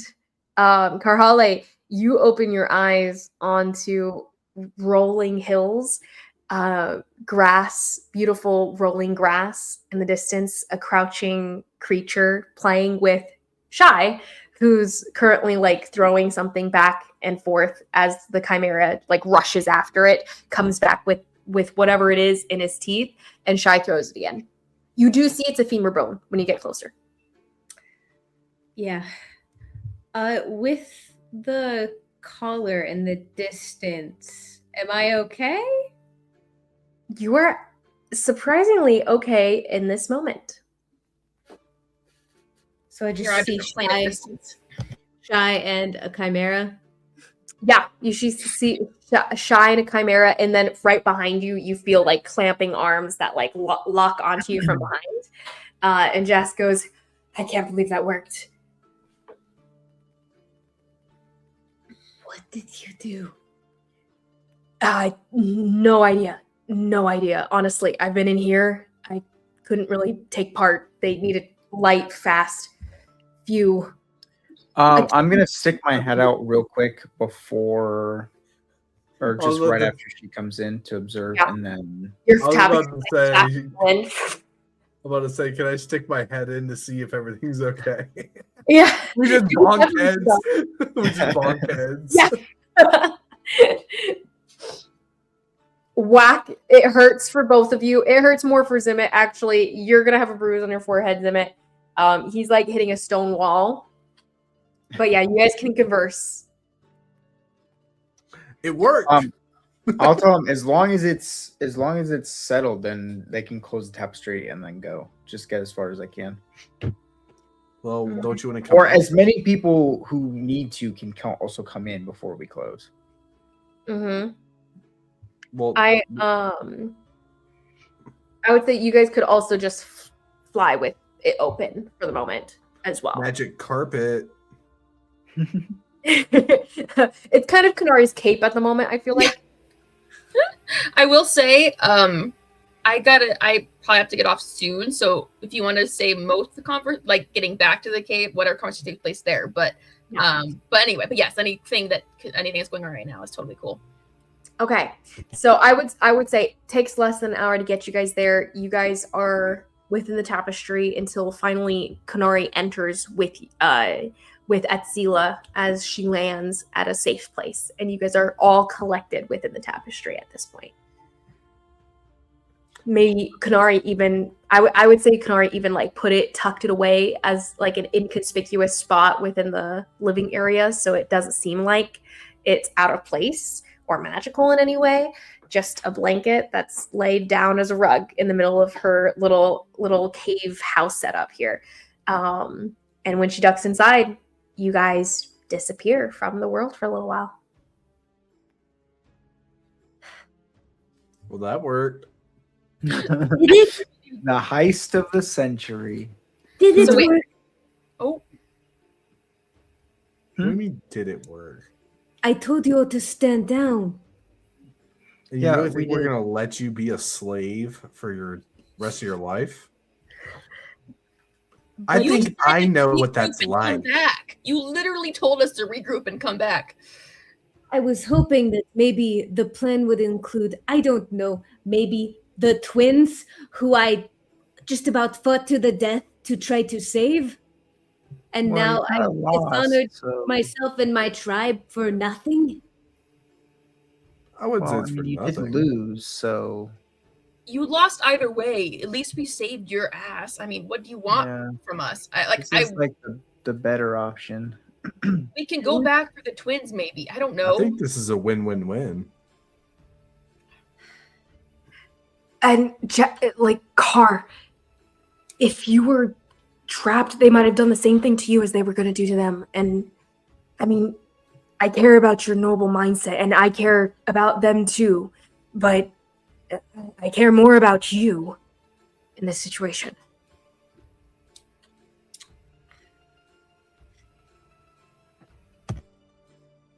I'd rather us regroup, go get them, rather than have you be in the situation you were in. Any day. Our other option was to try to take the whole group of people out. Would you have wanted that?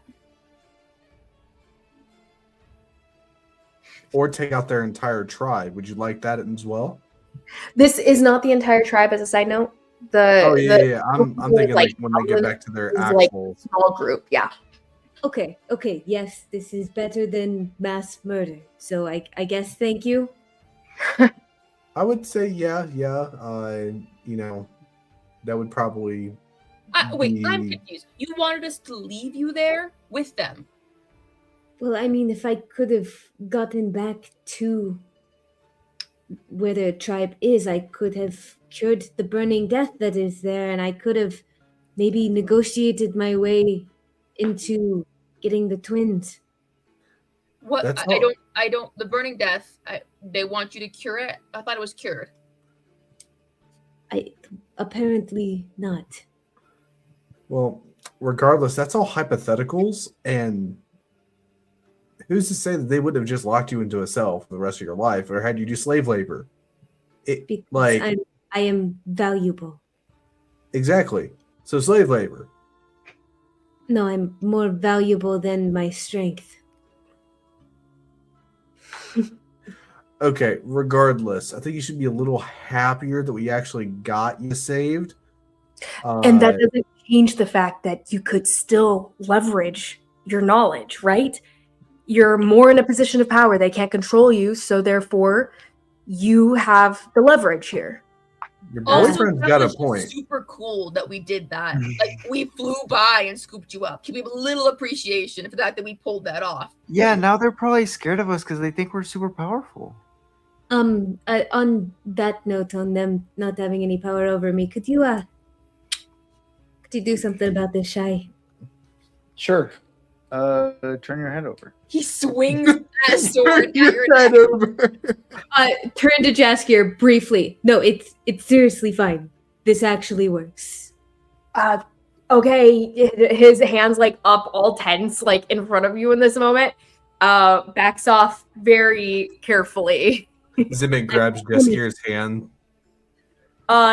Thanks. It's okay, buddy. It'll be all right. I promise. Your girlfriend will be okay. I hope. You're sure this is not going to just explode on her, break her head off or something?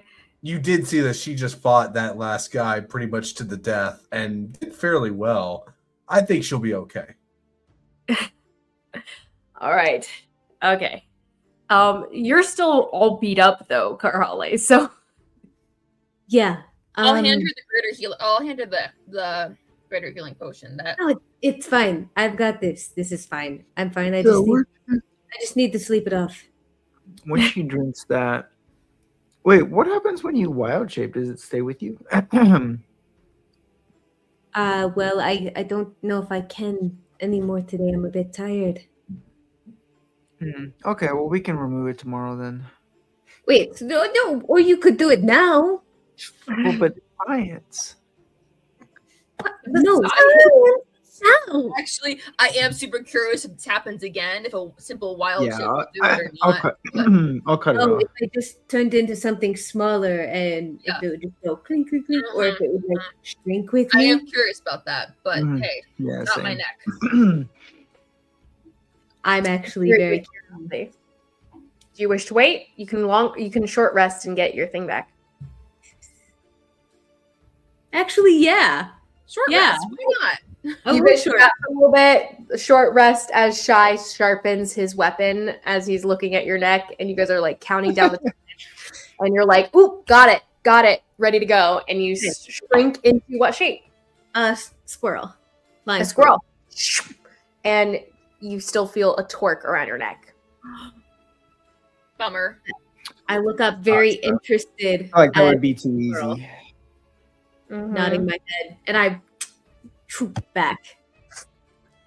You do get the idea that this magical, this magical torque grows and shrinks along with the user. It's enchanted to the user itself. So unless your head is cut off, it probably won't be coming off. Yeah, but see, don't worry. That's not what we're doing. It's fine. Go ahead, Shy. Give it. Can I assist Shy in any way to make sure he has a better chance of not hitting Karhalle in the actual head? Well, I'm not actually swinging. I'm just I'm just cutting it. You will be swinging. Yeah, It you is need. definitely a swinging effect. You're attacking the thing, and you have to make a roll for it, if you recall. Well, I can't just lodge it in between and then. Well, sure you could. You'd still be cutting her neck. Yeah, swords are usually double-sided. Yeah, but less And so. sharp.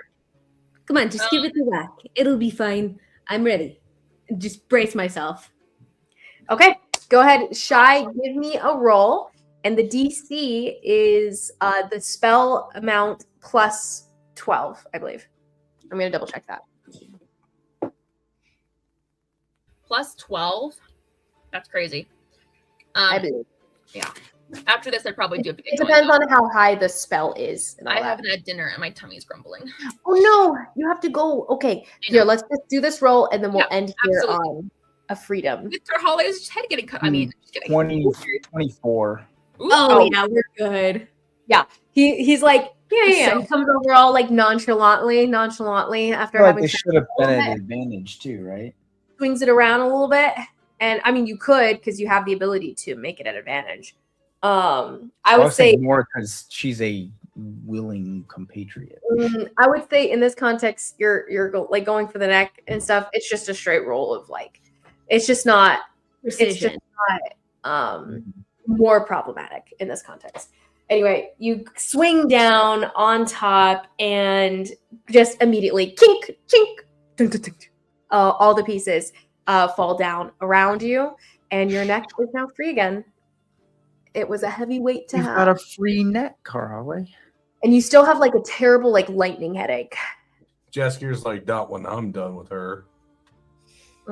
You guys do see she has this Thank mark you, thank around you. her neck, like the scar from the lightning that just like imaginarily still somehow affected her skin. Shot collar. Pretty much. That's pretty inhumane, if you ask me. But nonetheless, with a freed Karhalle and bedding down for the night, I assume, within the tapestry as you guys wait out to see the effects of the world and repercussions of the actions that our PCs take, we will bring it up next session and find out what happens next on Ridding the Rock. This is fine. Ridding the Rock. It's fine, guys. It's fine. I'm actually surprised you pulled that off. I'm not gonna lie. Me too. Amazing job, guys. Amazing job. Very fun idea. I like how Liz was like, I'm gonna tell you guys, Augury, it's skulls if you try to do this. We didn't even stop. We're just like, okay. And we're like, how do we do Yep. The world cannot account for what you were doing. As Doctor Strange has said, we Scooby-Dooed that crap. Yes. Also, you guys are unbound, so acting apart from the realms of fate and everything is in your purview. So, great job, and we'll end that. Shy?